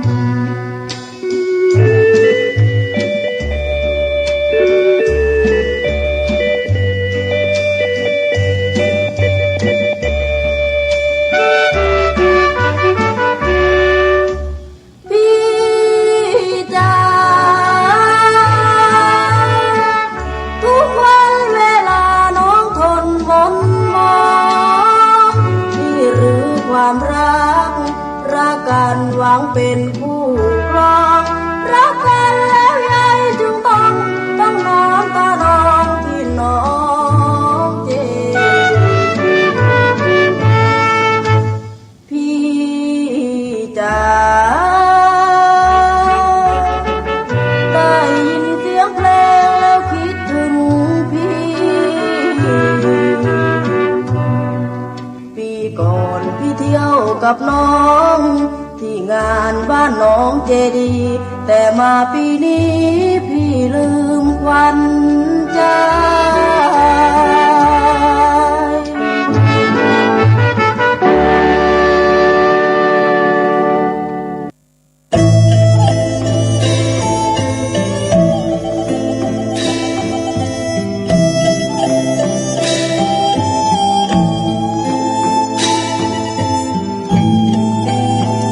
แล้วศรัทธาญาติโยมทั้งหลายตุลุงก็พักครึ่งหน่อยนึงนะจิบน้ำคอจุ่มมาเตียวไปเตียวมายืดเสียนยืดสายให้หน่อยหนึ่งปล่อยเพลงไปเพลงหนึ่งขวัญใจมิตรประชาผลงานเพลงสัญลักษณ์ที่หนองเจดีย์สมัยก่อนละนี่นะก่อนในอลังการงานที่เปิดจัดที่หนองเจดีย์นะสดางานลอยกระทงบกเปิ้นมีไหนก้าน้อมก่อนในโตตุลุงกะเป็นละอ่อนไปตัวปีตัวเจออยู่ เปิ้นก็จะมี กระทงบกแล้วก็มีดารามาปรากฏกายด้วยกะถ้าจะคุณสาธิตนะอื่นไปตั้งปีอายใต้หูเขาเดินนะคือว่าครูบาอาจารย์เฮาที่จังปี60ผู้ใหญ่ที่ตุลุงเคารพนับถืออาจารย์ลุงทองสุกเนอะวัดหนองเจดีย์ วัดหนองเจดีย์ตุลุงสุกมหาทองสุกเก่านะไหวสานะครับเนอะอื่นไปตั้งทันพระครูปลัดนะศิวนัทเบธีปัจโชโตเจ้าอาวาสหนองเจดีย์ด้วยศรัทธาญาติโยมตอนนี้ไปตุลุงก่อนจะขอประกาศอันนี้กันเนอะศรัทธานะประกาศข่าวสารงานบุญสักเล็กสักน้อยวันที่9 มกราปีหน้าเนอะศรัทธาเนอะ65บุญนะอันนี้ก็ตั้งสถานีคลื่นทำคืนนั้นวัดไฟหินเท่านี้นะ104.50เปิดจะทำบุญครบรอบสถานีเนอะปีหน้าบุญหลง9 มกราก็เดือนในนี้ก็ได้กะเนาะเดือนหน้านี้ธันวาอยู่ในสุดท้ายก็เปิ้นจะมีการตอดผ่าป่าสถานีโดยทีมงานของธรรมะคลายเครียดโดยคุณพิสมัยสุริโยดรโดยแล้วก็ถึงมอดศรัทธาญาติโยมทั้งหลายถึงไปในไปนอกเนาะโดยเมตตาบารมีธรรมอาจารย์พระครูสมุวิสุวัตวรกิจโจปินล่ำปินนอนศรัทธาโอ้ยเปิ้นก็อยู่เบื้องหลังของตุเจ้าความสำเร็จอยู่เบื้องหลังนะเวลาตุลุงจะเข่าเปิ้นจะหู้ดูเปิ้นจะขางเพ่งเจ้าเอาตุลุงทองออกเจ้าให้หน่อยนึงกับตีหนึ่งตุลุงถึงลูกมาแล้วดูอันเนี้ยเปิ้นปินล่ำปินนอนนะเปิ้นอยู่เบื้องหลังความสำเร็จของตุเจ้าทั้งหลายนะก็เฮาก็ไปลมทำบุญตอดผ่าป่าธรรมะใครเครียดกันเดี๋ยวที่วัดไฟหินนะปีนั้นกับที่เฮาทำบุญปีนั้นโอ้ยโมนเนี่ยโทเปิ้นมีคุณประโยชน์แต่ต่อส่วนร่วมหนักเด้อก็ว่าก็ไฟหินเนี่ยในเปิ้นก็สัญญาที่โลกมูลีพุ่นน่ะวัดโลกมูลีก็เอาธรรมศรัทธาได้ฟังกันวันคำนี่ว่านะธรรมมหาจารย์เวสสันดรจาดกเนี่ยแล้วเอาวันที่8 ถึง 12ก็จะไปถ่ายทอดปุณทำแล้วน่ะดอยนางแก้วปีนานข้ามมูลเขาตัวปีหนุ่มค่ะทีมงานถ่ายทอดเสียงปวดอยู่หันกันวันคำคืนโงกะเนี่ยศรัทธาเนาะเอาก็หันคุณงามความดีคืนเนี่ยกันมีกันดักในปวดศรัทธาเดือดร้อนกันเวทศรัทธาเงียบในวิทยุดัง เนาะก็ฉะนั้นก็วันที่9 มกราบนในลงเนอะ9 มกราเนี่ยตั้งตุปีหนุ่มปัดโมงให้ตุลุงเนอะตุลุงกับพระอาจารย์นี่หลักจะไปจำวัดจะไปนอนบ่นะ เอาเจไปด้วยแต่ทอเสียงศรัทธาได้ฟังนะฉะนั้นวันที่9 มกราเนี่ยศรัทธาเนาะเอาไปรวมทำบุญเพื่อจัดต้านห้องส่งใหม่เป็นตัวนะห้องจัดรายการเปิ้นนะยามตุลุงไปแอวนั้นปีน่ะอาเตียนเฮาตานเสาทาวเวอร์นั่นนี่เพิ่นย่ำแล้วเด้อเดี๋ยวนี้แล้วหมดเนาะประกาศนำกล้ามหนึ่งศรัทธาญาติโยมเนี่ยวันที่อันนี้ก็ได้รับข่าวเนาะขอแสดงความเสียใจโดยอันนี้เปิ้นพิพาลูกวัดเนี่ยตุลุงแสวงกิจจะสาโรวัดขับตองเหล่าย่อเนอเปิ้นเสียงอายุไปเนอะโดยวัยต่อใดมูนะเปิ้นจะได้ประชุมเพลิงวันที่25 พฤศจิกายนนะ25 พฤศจิกายนเปิ้นจะได้ประชุมเพลิงศพข้อมูลโดยอาจารย์ปนั้นอ้ายเนอะปนั้นอ้ายที่เปิ้นรัตนาธรรมเจ้าเนาะ แพร่ปวงเปิ้นบอกมาถามตุ๊พี่แดงมันแน่นอนกันเนอะไอ้ดอกเปิ้นอายุเท่าใดนะไอ้ดอกแล้วจะรายงานให้ตุ๊ เขาประกาศงานข่าวสารงานบุญส่วนรวมเหมือนกันเนอะอันนี้นะ2 จังหวัดระหว่างจังหวัดเชียงใหม่จังหวัดเชียงรายนะ คือว่าลอยต่อนี่เปิ้นก่อสร้างพระธาตุเจ้าเจดีย์ถึง2เมืองเจียงใหม่นี่จำลองมาจากวัดพระธาตุดอยสุเทพงามและปุถโธแล้วก็ตังเวงตังงานเจียงไฮ้ก็พระธาตุดอยตุงเนี่ยเปิ้นเอามาสร้างเฮงกันนะเป็นร้อยต่อเขตร้อยต่อนะโยมเด้อเปิ้นแปลงศาลาโดยนี่แล้วก็วันที่8 9 10 11นี่เปิ้นครูบาอาจารย์เปิ้นจะไปเข้ากรรมฐานปฏิบัติธรรมเด้อเข้าลุกขมูลกรรมนะถึงวันที่12พุ่นน่ะนะวันที่12ก็จะบรรจุถาดนะก็ทยอยกันไปซะนะเปิ้นพลิกแพลงเนี่ยไปฟังเทศน์ฟังธรรมเมื่อคืนเมื่อค่ำมันอันตรายจะฟังธรรมก่อนกลางวันน่ะนะคือว่าตั้งแต่10 โมงถึง11 โมงก็ทำผูกหนึ่งนี่นะตอนบ่ายก็ระวังเวลา2 โมงถึงบ่าย 3 โมงผูกหนึ่งนี่นะเนาะอันนั้นก็ศรัทธาก็ไปฟังฟังธรรมกันธรรมก็ได้รับความเมตตาจากครูบาอาจารย์ที่เปิดมาเตศพระไข่หันครูบาสีหมื่นกาพระไข่หันธนาจารย์ธนาอาจกาครูบาวัดไซมูลครูบาวัดละใหม่พัฒนาโอ้เพิ่นจะไปโมดศรัทธาเนาะไปปรากฏกายหึงหันเนอะไปฟังเตศฟังธรรมทยอยกันไปนั่นนะพี่น้องแต่เมืองฝางเมืองฝางได้ยินก่อนเมืองฝางนี่ดักแซบเนอะเพราะว่าตุลุงเช็คระบบมันได้ยินนะเมืองฝางบ่ได้ยินเนาะตัวปีแปลงเปิ้นนี่ดักแซบน่ะตุลุงเช็คระบบละเมืองฝางได้ยินสักตั้งแต่เพลงมาแล้วได้ยินนะเช็คระบบละแต่ไม่จำได้ยินอยู่เนาะแม่จำคะแนนว่าก็ตั้งฝ่ายหินได้ยินแต่บทโตกว้างไกลแหละโตองค์ขลุงในเมืองได้ยินหมดนะตั้งฝ่ายหินนี่มีพิษผ่าดอแล้วก็วันที่12นะโยมเด้อ12นี่ตั้งคณะสงฆ์พร้อมด้วยศรัทธาญาติโยมแล้วก็เจ้าภาพใหญ่นะก็คือแม่จันฟองกิ่วแก้วคุณเชิดพงษ์กิ่วแก้วพร้อมโดยตระกูลกิ่วแก้ว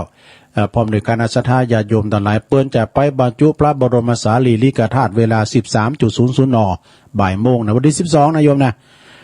แล้วก็ศรัทธาโดยรวมทั่วไปก็ไปวันนั้นนี่เป็นวันนั้นวันแต่บ่น่ะผมจะวันแต่บ่ล่ะนะเฮาก็ทยอยกันไปเด้อเมื่อค่ำวันที่12นั้นเพิ่นก็จะสูตรมนต์เต็นจะพุทธาภิเษกเนาะแล้วก็จะปิดนานตีช่องที่เปิ้นบรรจุกันต่อไปเนาะฉะนั้นก็ไปกินไปทานกันได้ลงเด้อวันที่8 9 10 11 12เนี่ยตุลุงก็จะไปเข้ากรรมเพิ่นมีอยู่2อย่าง3อย่างเนี่ยไม่มีออกบัตรนิมนต์ไม่มีการเนี่ยก็แล้วไม่มีอุปถากและไม่มีซองปัจจัยเนี่ยตุลุงทาแย่งในที่ประชุมนะอัน2อย่างนั้นเองพอจะรับได้นะอันที่3เนี่ยมันมีสั่งตอบแทนนี่นะ ก็จะได้ อันนี้เป็นก้ามหลินได้แล้วนะเป็นก้ามหลินมาได้ต่อไปจะตักลายกันเนื้อสถานเนี่ยตักลายสักหน่อยโอ้เจ้าชาย9 เผ่าเนื้อฟังอยู่เนื้อตุลุงเจ้าชาย9 เผ่าเพราะอยู่แม่ทาบนนั้นนี่โอ้แม่จันเลื่อนใสเข้ามาพอดีเวงตาการกองทัพเดินด้วยท้องนะแม่จันนี่ปุตโตเป็นเล่งเพลงนี่แม่ครูทองคำที่วงคำจากฝ่ายเสาหินสีโบบานเนอะว่าเป็นตอดกะทินฟังเทศฟังธรรมถ้าปิกบานปอดเด็กกะก้า ต่างทำลงด้วยแม่สุทัศน์ดีมนแสนพรมทุ่งปีเนี่ยเจ้าอธิการวิชาสุจินโนไวสาตุปีนะครับเนื้อเจ้าคณะตำบลม่วงน้อยเจ้าอาวาสวัดป่าตานแล้วก็อื่นไปทางอาจารย์สุทัศน์กันทวังตัวเนี่ยปออาจารย์เฮานะปออาจารย์เฮาก็เปิ่นก็ฟังอยู่ตลอดเปิ่นโทรมาหลังไมค์แล้วก็เสาเห็นได้ยินตลอดเจ้าขอบคุณแม่ครูทองคำเด้อและยายไข่แก้วตัวเนอฟังอยู่เนอตุลุงยายไข่แก้วในเปิ้นอยู่บ้านเส้งตำบลบ้านแป้นตัวนะขอบคุณเนอยายไข่แก้วแม่ครูยากศนโดยฟังอยู่โยมสุมาลีใจตาไวสาตุลุงเจ้าในจากเวียงป่าป่อแม่เดือนเพ็ญทิมหวังหนอง5น้ำบ่อหลวงฟังอยู่เจ้าเนอไอ้สุทธิสอนใจเอาปนาน สุทธิสอนใจฝากความคิดถึงไปยังอุ้ยหมอนเด้อวันดีเก่าสิปลายแล้วนะนวลนิชชาวชาติตัวแล้วก็สมาชิกนะแล้วก็แม่พลอยไพลินตัวเนอฟังอยู่เนอกราบไหว้ศาลเจ้าตุลุงนี่พี่น้องป่าห่านะป่าห่าป่าแต้นเมืองจี แม่ฟองคำติ๊บแก้วตัวนะแล้วก็สุรชัยอันนี้เมืองจีหลงแม่แดงอามพรเต็นดอกไม้จอมตองบรรจงกันทวงอันนี้ปีอ้ายไตหัวตัวแทนพี่น้องนำดิบเนอเนอะนะเด่นจ่าปุ่งแก้เนอะนี่นะแล้วก็มีอุ้ยน้องตัวประลงมงคลมูลชีพตัวน้องเอิกนะฟังอยู่เนอะตุลงพี่น้องน้องเอิกก็ฟังกันหลายอนาลัยโยนะแล้วก็โยมปียุพินพี่น้อยหอมมาลาจากแม่หยวกนะนาสารกลางเชียงใหม่ยายแดงดอกตันล่อมตัวนึกแม่จิรพันธ์โมป้อพี่น้องบันไก่ตัวนี่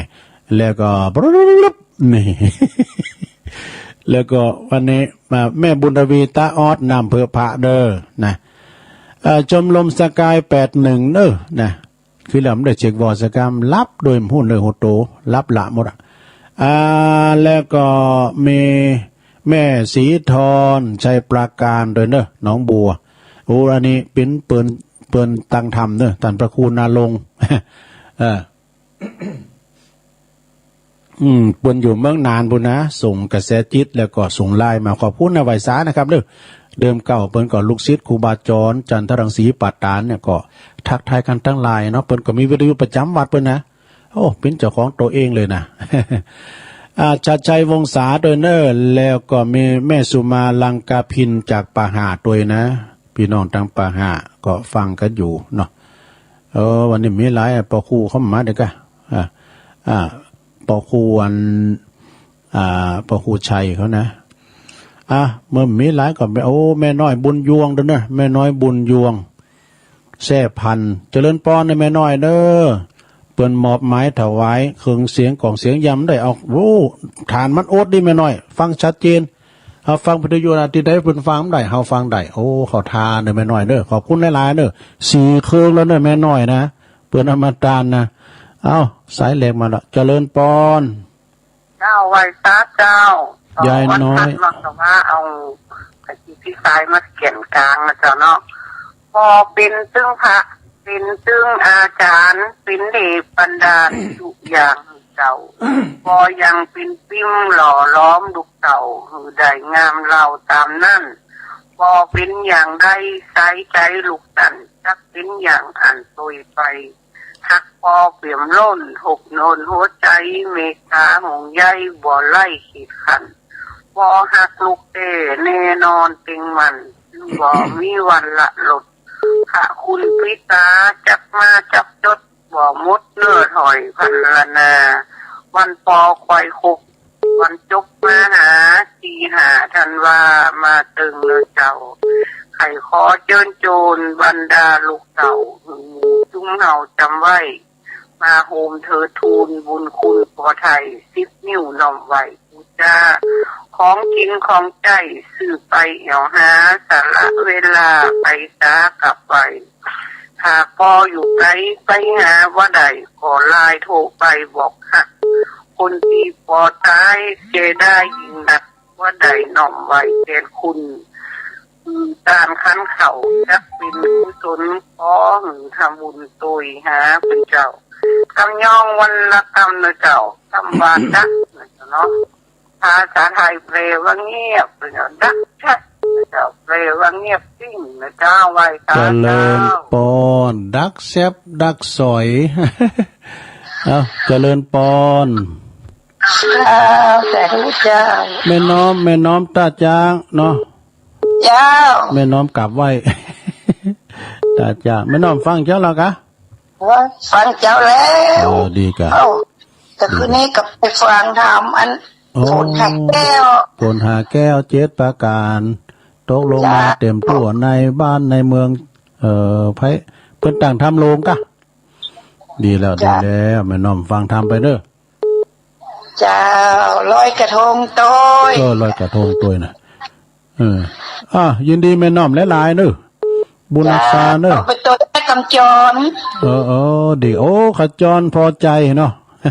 เจ้าจะขึ้นไปเป็นยานดีกะพุทโธวันโกศกจัดเน็ตเด้อขจรพอใจนะเจ้าสาธุเจ้า0899555656เจริญปอน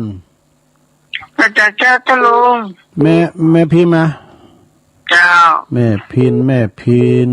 ป่าแดดมาแล้วโอ้ฟังเจ้าฟังเจ้าแล้วเนาะป่าแดดฟังกันไปเนาะขอบคุณแม่พินนักๆเด้อเจ้าไว้สาเจ้าสาธุพระอาจารย์เน้นหลักแวบๆมาละกรรมนำเจ้านะเต้นปืนขอยามติ๊กเข้ามาเด้อเจริญปอนกับพระเจ้าแม่สมพัฒน์เนาะเจ้าฟังแต่เจ้าแล้วเด้อเพิ่นไปตั้งแม่เสียวบ่เด้อเด้อป่าล้านโอ้วันนั้นก็ขอบคุณทางงานโยมสมพรรัตนังเพิ่นเกิดเอาถวายเพลด้วยวันน่ะป่ามืดเนาะวันนี้หลากหลายนี่เด้อเทศาวันนี้ไม่ย่อยสันทรายหลากหลายเนาะมันมีมาหมดขอบคุณเด้อแม่สมภัทรเด้อสาธุกำลังใจมาละแม่สมภัทรก็อยู่บ้านเดียวกับอันแม่แสงสุติวงศ์นะแม่ตาด้วยนะแม่ทาก็อยู่ที่เดียวกันเจริญปอนไว้สาครับโอ้มาแล้วสายบุญสามารถเน้นเอาลักเอาว่าไปลุยครับ วันนี้ทำเรื่องอานิสงส์การหาคนตายถามปัญหาก็ได้คตินอกต้นไข่หูอันใดเปิดกระถามกำโบราณว่าไข่หูถามไข่ก็แต่งครับอันนี้ก็เราได้ฟังแล้วก็ม่วนอกม่วนใจนะครับงานแต่ว่าลุล่วงด้วยดีนะครับเจยังปิกแต่เนาะยังมีนี่อยู่งานแต่ว่าลุล่วงศรัทธาพอดีกันศรัทธาก็ได้ร่วมสามัคคีกันเป็นอันหนึ่งอันเดียวกันแม่นเพราะว่าจะตั้งแผนกไม่แค่ก็ดีแผนกปกปล่อยแกแผนกศรัทธาญาติโยมฟังธรรมแกแผนกต้อนรับกฐินแกเนี่ยก็กฐินก็ต้อนรับหมู่เดียวกันนะครับเนาะสามัคคีสามัคคีครับแต่ว่านี่ก็ลุล่วงไปได้ดีนะครับเนยไปตามๆกันเนาะเนยล่าเหมือนกันเนอะครับเสียงป้อมเมียแต่ว่านี่เตะทำบอลข้ามครับแต่ว่ามาราธอนเด็กๆครับผมขอบคุณหลายโอ้สาธุเตียนปุ้งก่อนแน่นนาเนอไปหันนะที่โหโขงนะปูดโถเจ้าของโล่งโกดังลำใหญ่พี่น้องเจ้าบ้านปุ้งก่อนแน่นนาเนี่ยปวดโถตั้งปีนั้นสุทัศน์ติภูลผู้ประสานงานเจริญปอนจ้าไว้สาตั้งคือลุงอันนี้ตั้งไหนแม่ไข่แก้วมั้งจ๊ะกะแม่บุญนะเจ้าแม่บุญกาดกล่อมบุญนะฟังเด้อบุญฟังเด้อธรรมะไข่เค็ดนะแม่บุญกาดกล่อมมาแล้วจำไหลลำโทรมันมือเนี่ยโทรกันพินยังโทรมาบอกกะกันได้โทรศัพท์กับโทรจิตมาเดี๋ยวจะลืมกันเนาะไม่แน่จะลืมเสียงกันนี่มันลืมละบุญน้ำใจคือเด้อแม่บุญเด้อสาธุแม่บุญกัดกล่อมฟังปิ่นประจำอื่นประจำแม่จันติบเดินเนอแสงทองแม่จันติบจังซอบุญน่ะเจริญปอนเจ้ากับไว้สาเจ้าตุลุงแม่สุเกียศิลปพรสิเตี้ยมันห้องละปุ่นเด้อฟังตุลุงถึงเมื่อเพลงเนาะไว้พระฟังธรรมวันนี้ได้หลายรสหลายอย่างยังมีบุญแถมวันตื่นขึ้นมาได้วางเสียงแหลมเสียงธรรมตุลุงเด้อวันนี้นี่ม่วนอกม่วนใจเด้อตุลุงอันขออวยพรย้อนหลังคืออันพิสมัยเด้อวันคล้ายวันเกิดเพื่อนวันที่16วันนั้นแน่ขอให้เพื่อนมีอายุมั่นขวัญยืนนะเจ้าวันนั้นมาได้โทรสักกรรมวันที่16กับเจ้าปีนั้นนะขอบคุณเด้อเจ้าแบบไหว้สาเด้อตุ้นูน้อยกับนอดตุ้นูถึงว่าเก่งเนาะอันจอมยุทธ2แผ่นดินคำกรคติจอมยุทธ2แผ่นดินในก่อนว่าก่อนวันเกิดเป็นเด้อจอมยุทธนะจอมยุทธ2แผ่นดินก็ขออำนวยพรให้ดีมีสุขเด้อจอมยุทธเด้อมีสุขภาพแข็งแรงทุ่มได้ก็ติดจักเตื้อไอ้ดู จอมยุทธ2 แผ่นดินวันเกิดว่าแฮปปี้เบิร์ธเดย์หาเรื่องกินหน่อยดิก้าย้อนหลังอ่ะเจริญปอนครับประชาตุลุงครับปอลงวิน่ะครับวันเกิดได้อ่ะกำลังตื่นเนี่ยโอ้แน่เอาเปรียบกันนี่ตื่นสายแล้วนี่นะพี่ยังมาสายดีกว่าไม่มาเนาะลงวินฟังอยู่เด้อสารขีดเล็กดีกะแต่ว่าไม่ว่าแต่ว่าตังกันไม่เป็นยังก็โอ้ขอบคุณมาลงวินหลายๆเด้อครับบุญหักษาเด้อสาธุเอิ้นเปิดตังปอเสียวซับปอเสียวใช้ตัวนั้นน้ำดิบน้อยบ้านปอลงแหวงเขาน่ะตังปีนั้นน้อมเขาเนาะตุพิเศษลองเจ้าคณะตำบุญก็เพิ่งกอดตอดกระถิ่นเมื่อละสั่งวิหารด้วยเจริญปอนวันสาเจ้าตุลุงแม่ใจเจ้าแม่ใจมาแล้วน้ำลัดปิกเด้อเกินขึ้นน่ะปิกเด้อจ้าปิกเด้อเกินขึ้นแล้วเนี่ยอันไปวัดเจ้าฟังธรรมผูกเดียวเจ้าอันนี้ส่งปฏิทินเจ้าอันนี้ก็เตดอันนี้ส่งปฏิทินน่ะเตดตอนเจ้าตุเจ้าเลขาเตดได้ตุลุงมันจะจบง่ายอันนะก่อนแล้วกันไปเป็นอย่างเนาะ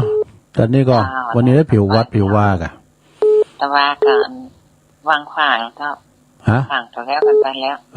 ดีกะดีกะทินเจ้าว่ากะทินน้ำเนาะกะทินวางขวางตุปีผลน้ำไปกะตุปีผลน้ำไปเนาะเมโซดาเขาเนี่ยกะตอดกะทินวัดบันเกิดด้วยกัมตุลุงก็ขอบคุณในแม่ใจเนอะสากุศลกระแสไปตังโปรแกรมนั่น40,000ตัวนะเจริญปอนแต่ได้จากเจ้าตุลุงเสียงป้อยแม่สีทอนกะ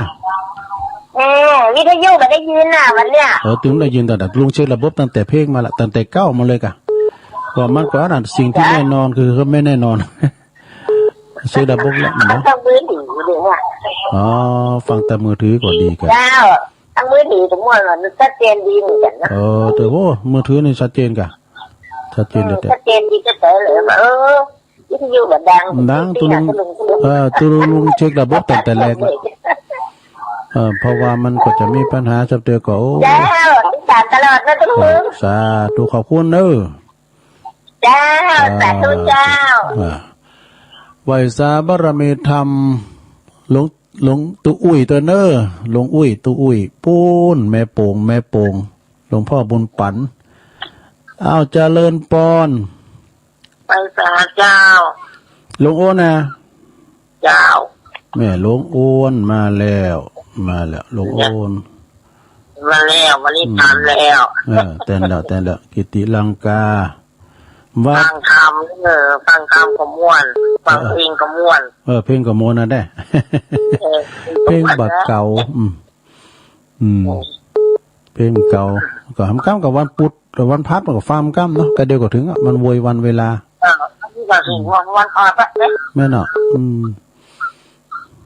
ขอบคุณเนอสาธุลงโอนก็การเต้นเปิ้นได้ไข่ครบติดได้กันแล้วกาตุลุงเนาะตึมแรงตัวก็เต้นไปครับเนาะเจ้าตุลุงเมตตากะเจ้าเมตตาพี่น้องใจหมแต่คือนี่คือหวนเป็นร้อนเขาให้ก็ตายดีกะอันนั้นกะแม่ไปวัดกะน้องหวนกันเขาเป็นก็เก่าได้ก็เดินเขาดีกะดีแล้วพอเท่าเขาก็พอทำแล้วนะอันนั้นกะมาถึงพอจำตันได้น้ำมนต์พอดีจับบ่เดียวเนาะตุลุงรับละให้หว่ามันเพวันบ้านี่วันคำนี่รับละวอหมดละกำลังใจตุลุงยินดีเมตตาเนอะเมตตานายแจ่ห่มลำปาง089556506 เจริญปอนใบสาเจ้าตุลุงมาแล้วแม่จันล้วนใสปิกเด้อเหรอฟังทางโทรศัพท์ไว้นี่จับพอดีนะน่ะกะจับพอดีพี่นี่ไงได้ฟังทางโทรศัพท์ล่ะน่ะกะชัดเจนนะฟังโทรศัพท์อ่ะได้ชัดเจนดี คือแล้วนี่ปิกเด้อเกิดไปว่าเด้อมาแรงมาก็ตานกระถินแล้วก็ปิกกันกระถินก็ว่านี่ได้แล้วมาดีกะผมมาหลายวัดเนาะโอ้แต่กับว่าเนี่ยเดี๋ยวนี้มีข่าวสารงานบุญเลยอ่ะมีการเขากำนะกะกับวันที่เก่าแล้วก็2งานนะเลยกระถินนี่จบตึกมาไปแล้วเนาะจบข่าวว่าเลยอ่ะปุถโธว่านี่แน่นหนาได้กะกระถินลุงได้ไปโดยพระครูสักคำบ้างโอ้กันมาหับงานดีแบบปีนานสุดทัดติดพูนเตียนโหโขงนี่ก็ไปโดยเปิ้นแล้วกะตุพี่หวังก็ไปรู้ปเล่งสมหวังอ่ะอันนั้นกระถินเร่งด่วนว่า2 วันก็แต่นี่ละอันนั้นนี่เปิ้นโดนนำไปเนาะ2 วันก็แต่นี่กระถินโจรจู่โจมเลยอันได้หอมอันได้ฝากจังน่ากะโอ้กดใจนี่ติดไปปุ่นน่ะโอ้ได้ขี่รถกับปิ้นโมน่ะว่าน่ะเขียนปิ้นซ่อง4 วัดก็นู่นเพิ่นไปอ่ะท่านพระครูนะในนามของท่านพระครูชลทานพิทักษ์ตุลุงแดงครูบาแดงเนาะวัดแม่ห้อยเงินนี่กะผมใจไม่ห้อยเงินพี่กะเอาไปรู้เปิดตาเดี๋ยวก็หันเลยผมใจไม่ห้อยเงินวัดอันนี้กะแม่ห้องไข่เนาะแม่ห้องไข่ตุลุงแดงวันนี้แต่ไปตั้งได้แม่จ๋าน่ะวันนี้ก็เฝ้าบ้านเนาะไม่ยากอ่ะเฝ้าบ้านนะครับเลยกะปุ่นอ่ะวันที่6วันเนาะปะกันแล้ววันที่8วันที่8 9 10 11 12จองไปแน่นอนแน่นอนปดโตของสะเบงเนาะตะเจนนี่เนอะตุลุงโอ้ขอบคุณแม่จันเนอะไว้สาธุมึนมาหยอดก็ดีใจแล้วแม่จันนี่เปิ้นซุมฟังตลอดแม่เดินเพ่นเขานี่นะโยมต่างอมาลาวงแหวนโยมแม่พัฒนันเขาตะปุ่นนะเปิดฟังกันนะต่างในเมืองกลางเวียงเชียงใหม่พอเลี้ยงบุญตันมาแล้วไอ้สาธุลุงปอบุญตันป่าไล่กินกันแล้วแต่ว่าลุงโอ้แต่ก็ได้โอ้สัพพัดนี่เป็นมันด่วนน้ำไปค่อยมากระทันหันเลยค่อยเพิ่นบ่ได้บอกไว้ก่อนเลยว่ากระถินโจนเอ้ยกะมันได้บุญเพิ่นร้อนตอดอันนี้น่ะมาด่วนแท้ดีเนาะมาช้าดีกว่าไม่มาย่าเนาะอีกะได้บุญดีกว่าไม่มาโอ้ขอท่าโอ้ย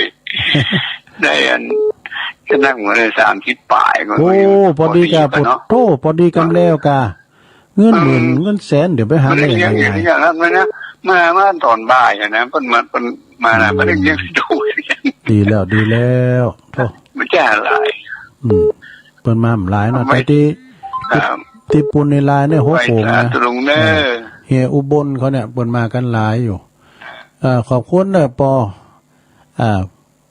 ปอบุญตันอันนี้ก็ปีน60ผู้ใหญ่ตีตุลุงเคารพนับถือทำฐาน1เจริญปอนกับไหว้สาครับหลวงลุงเจเนาะครับคือกำลังใจหลวงลุงเด้อโอ้ขอบคุณน้องเจเด้อขอบคุณหลายๆกำลังใจหลวงลุงบนน้อยเด้อคนเท่าเฝ้าดอยครับสาธุเนอะโอ้มันเป็นโคตรตังปูนดีเนาะได้ไงสารอาหารดีเนาะเมื่อก่อนน่ะแม่น่ะเพิ่นก็เล่งฟรีหมดกะยินดีเนอะน้องเจเนอะนอนหัน3 คืนนึงเนอะเจนี่ครับกับภาษาครอบหลวงลุงสาธุเพิ่นไปช่วยอันพระสามเณรเอาหลักอันนี้เพิ่นเป็นตาลูกเนรด้วยเป็นปิตาเพิ่นก็จูงเจริญปอนพระสาเจ้าตุลุงนั่งเสียงธรรมเสียงทองอุ้ยอินมาแล้ว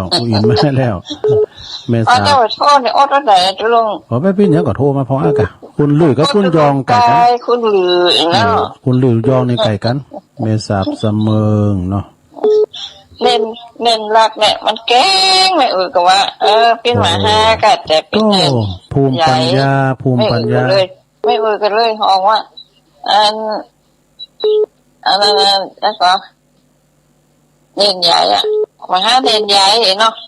ไม่เลยห้องมาหาเน้นใหญ่ เป็นเก่งเนี่ยปิ้นมา5แหละเนาะโอ้แต่ปิ้นเนนใหญ่แต่เพิ่นติดทำ13กันนี่ได้หมดอ่ะเพราะนั่นก็เก่งแต่สูตรกดนักสูตรได้นักแล้วตุลุงก่อนเจ้าขอชาเนอบ่ได้แต่สาธุจริงตุลุงเฮานะเป็นหยังไปเนี่ยเป็นโควิดโคเป็นหยังเอาไว้เตือนหน้าขี้คายก่อน0899556506จบตุลุงแล้วก็ฟังท่านพระครู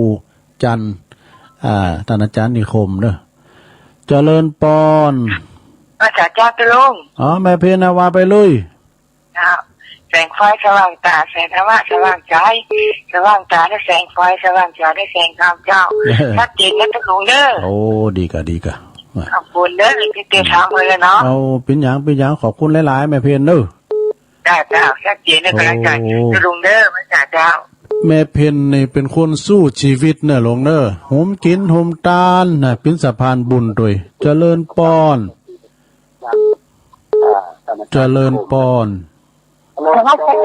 ยายพรมาแล้วเอาห้องเพลงเลย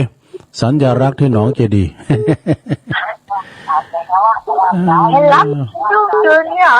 เอาเปรียบกันทำแล้วยายพรนี่รับลาหูกันนี่วัดไม่ไปได้แล้วดองบัวแดงอยู่ข้างกำแพงวัดอันเฮิรนใหม่แล้วได้ก้าคาลือหาดเบอร์นำแล้วได้ก้าอเมซันซิดเนี่ยมาแล้วได้กันเลยแค่แล้วบอกเนอะจะเตะทำเหรอนะอย่าดนตรีกันนี่มาไปวัดมาก็ไปวัดนะโหลเวลาเป็นเมื่อบ้านน้ำเนี่ยน่ากะแต่พอที่ไปบ้านแล้วก็เป็นไปฉีดไปหญิงยาฉีดยาดีแล้วเนาะโอ้ยายพรหมอค่ะที่เขาหลายๆเนี่ยมัมเอาแล้วอีกก่อนนึพวกโทรมาแถมนึสาธุยินดีพี่ฮะคุณนายยายพรล่องบัวแดงเด้อเปลี่ยนแปลงเฮือนใหม่คฤหาสน์เมชั่นชิดว่ะเจริญปอนเจ้านมัสการท่านเจ้าวันเสาร์นี้วันเกิดวันเดียวกันเกิดวันเสาร์โอ้แต่กันลืมไปตู้ตุลุงสอนเจ้าตัวเองอารมณ์จะดีถ้าวันเกิดผมนี่นะพุ่น11 กุมภาพันธ์จะเอาข่มขนาดเลยเดี๋ยวผมจะทำบุญวันเกิดด้วยแกงปีตานใส่โครงไก่หมอกาโอ้แล้วมันขมเนี่ยเนาะก็ยังดีนะถ้าขมพักขวัญนี่โม่ขาลาดอ่ะทำไม่ได้ฟังตรงนี้ก่อนก็เดี๋ยวเรื่องธรรมะเราลุงธรรมะอะไรอย่างคืนลุงรับเลยก่อนก็รับละโมเดลมันว่าเนี่ยมันได้พักผ่อนเนาะว่าเนี่ยว่าคำแต่ผมนี่ก็สักถุ่มปลายผมก็จบละโอ้เด็ก2 คู่มุสธาก็เป็นประเพณีดั้งเดิมของฤๅเป้งประเพณีที่เขาบันลืมบันลาก็คือธรรมะของพระพุทธเจ้ามาเทศนาแต่คือที่เดือนเตือได้ลุงละแมนพุทธเดือนแก่มันเป็นธรรมชาติเนาะอย่าไปหลงไปอับแสงเดือนแสงดาวต้นเพื่อพอนั่นมีปัญหาเนี่ยเนาะมีปัญหาอย่างปัญหาเนี่ยมันของหรือของเนี่ยผมรวมแล้วแต่จัตตากรรมมันจะกัดเนาะเขาถือเอาเว้นเอากรรมเป็นติดจ้างที่เปิ่งขันแดมเห็นเมตตาภาวนาจำศีลไปเรื่อยๆฟังธรรมบางธรรมไปกูเจ้ากูแรงเนาะครับว่างมาแล้วก็เปิดขึ้น104.5เลยเนาะวันที่8จะขึ้นเลยนั่งแก้วกะไปกะไปนอนด้วยกันบอกะ8 โมงแล้วเหรอ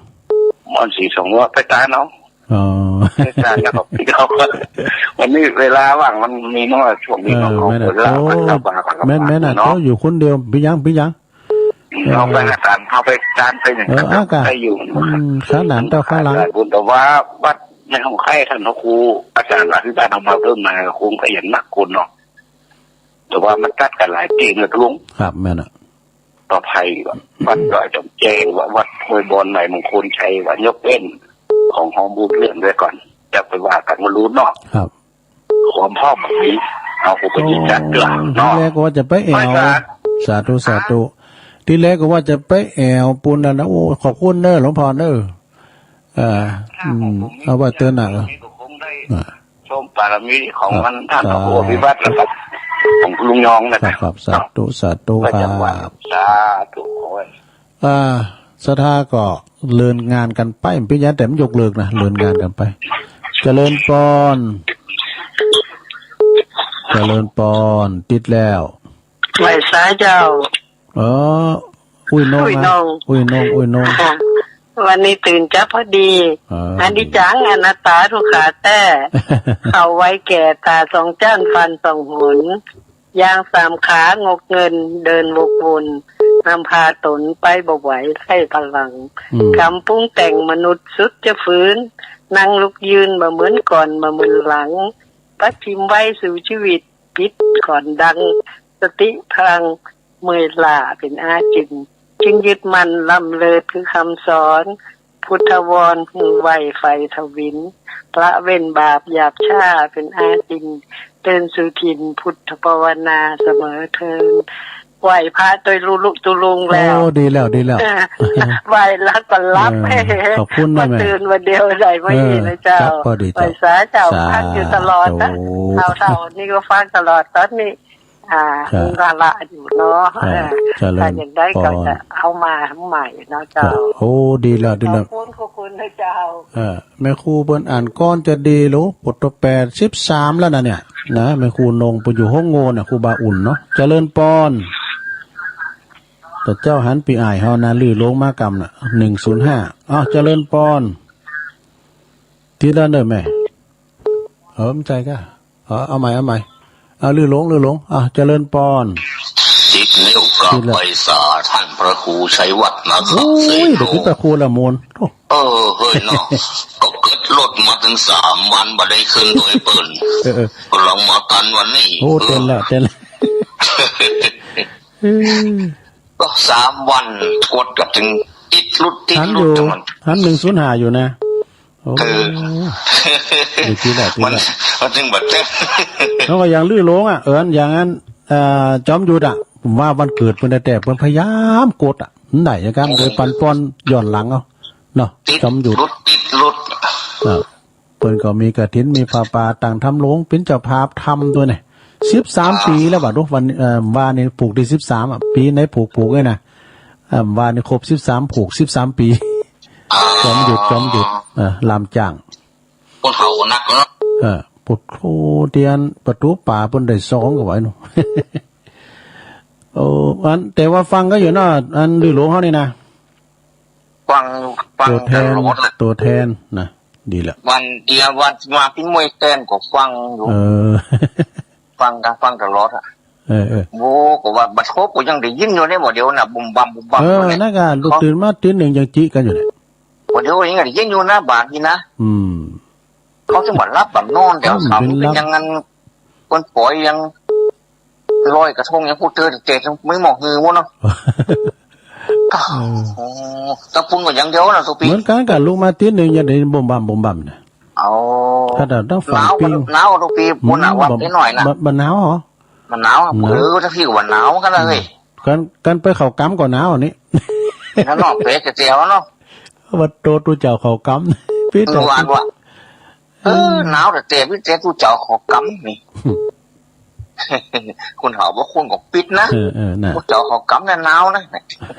มีก็เข้ากำนี่ก็ครับตัวบุญนะครับพี่แล้วก็ด้วยนางแก้วกะวันที่8 ถึง 12อ่ะลอยต่อฟังดูอยู่อีเสียปีเนอร์จะใส่ไปเข้ามาเนาะโธ่ดีใจละกาใบสารโอ้โคซกหนังไข่ย่าอย่างนั้นลือหลงนะเอาน้ำสายเอาหลงพายตะเข้ามาพองโอ้มาแล้วสายบุญอาจารย์นิพนธ์ไว้สาครับนิมนต์เลยครับอาจารย์ครับอาจารย์ครับครับผมนิมนต์เลยอาจารย์นิพนธ์ปัญหายิ่งมันเรื่องแย่ต้องแก้ยากยิ่งมากหากไม่หนีผีตกใสยิ่งมากย่อมทุกข์แน่แก้ยังไงต้องตั้งใจเรื่องยิ่ง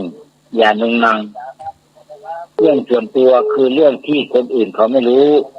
แต่ถ้าคนอื่นเขารู้นั่นไม่ใช่เรื่องส่วนตัวขอนมัสการครับ ไหว้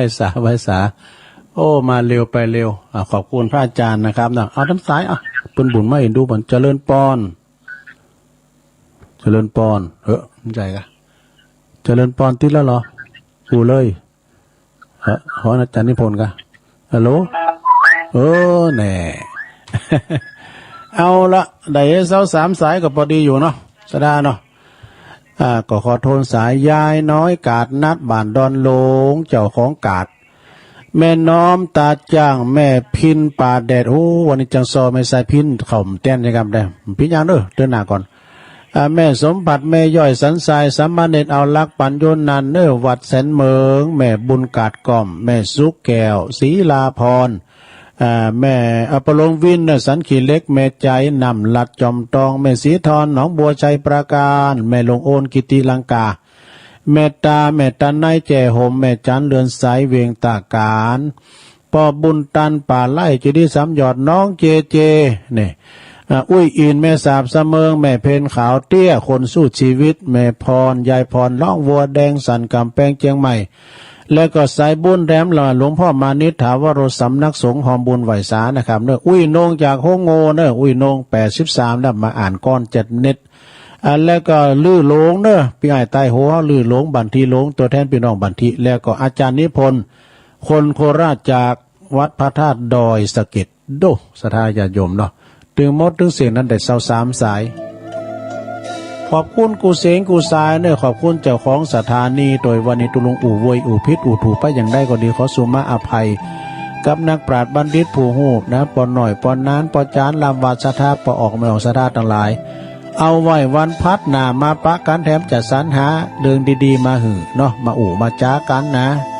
ไผ่ท่มต้อมแต้นก็ต้องไปน้อยใจเนอะโอกาสหน้าเฮายังมีต้องมีสักวันเอานำรายการจากราชธาไปก่อนเนอะ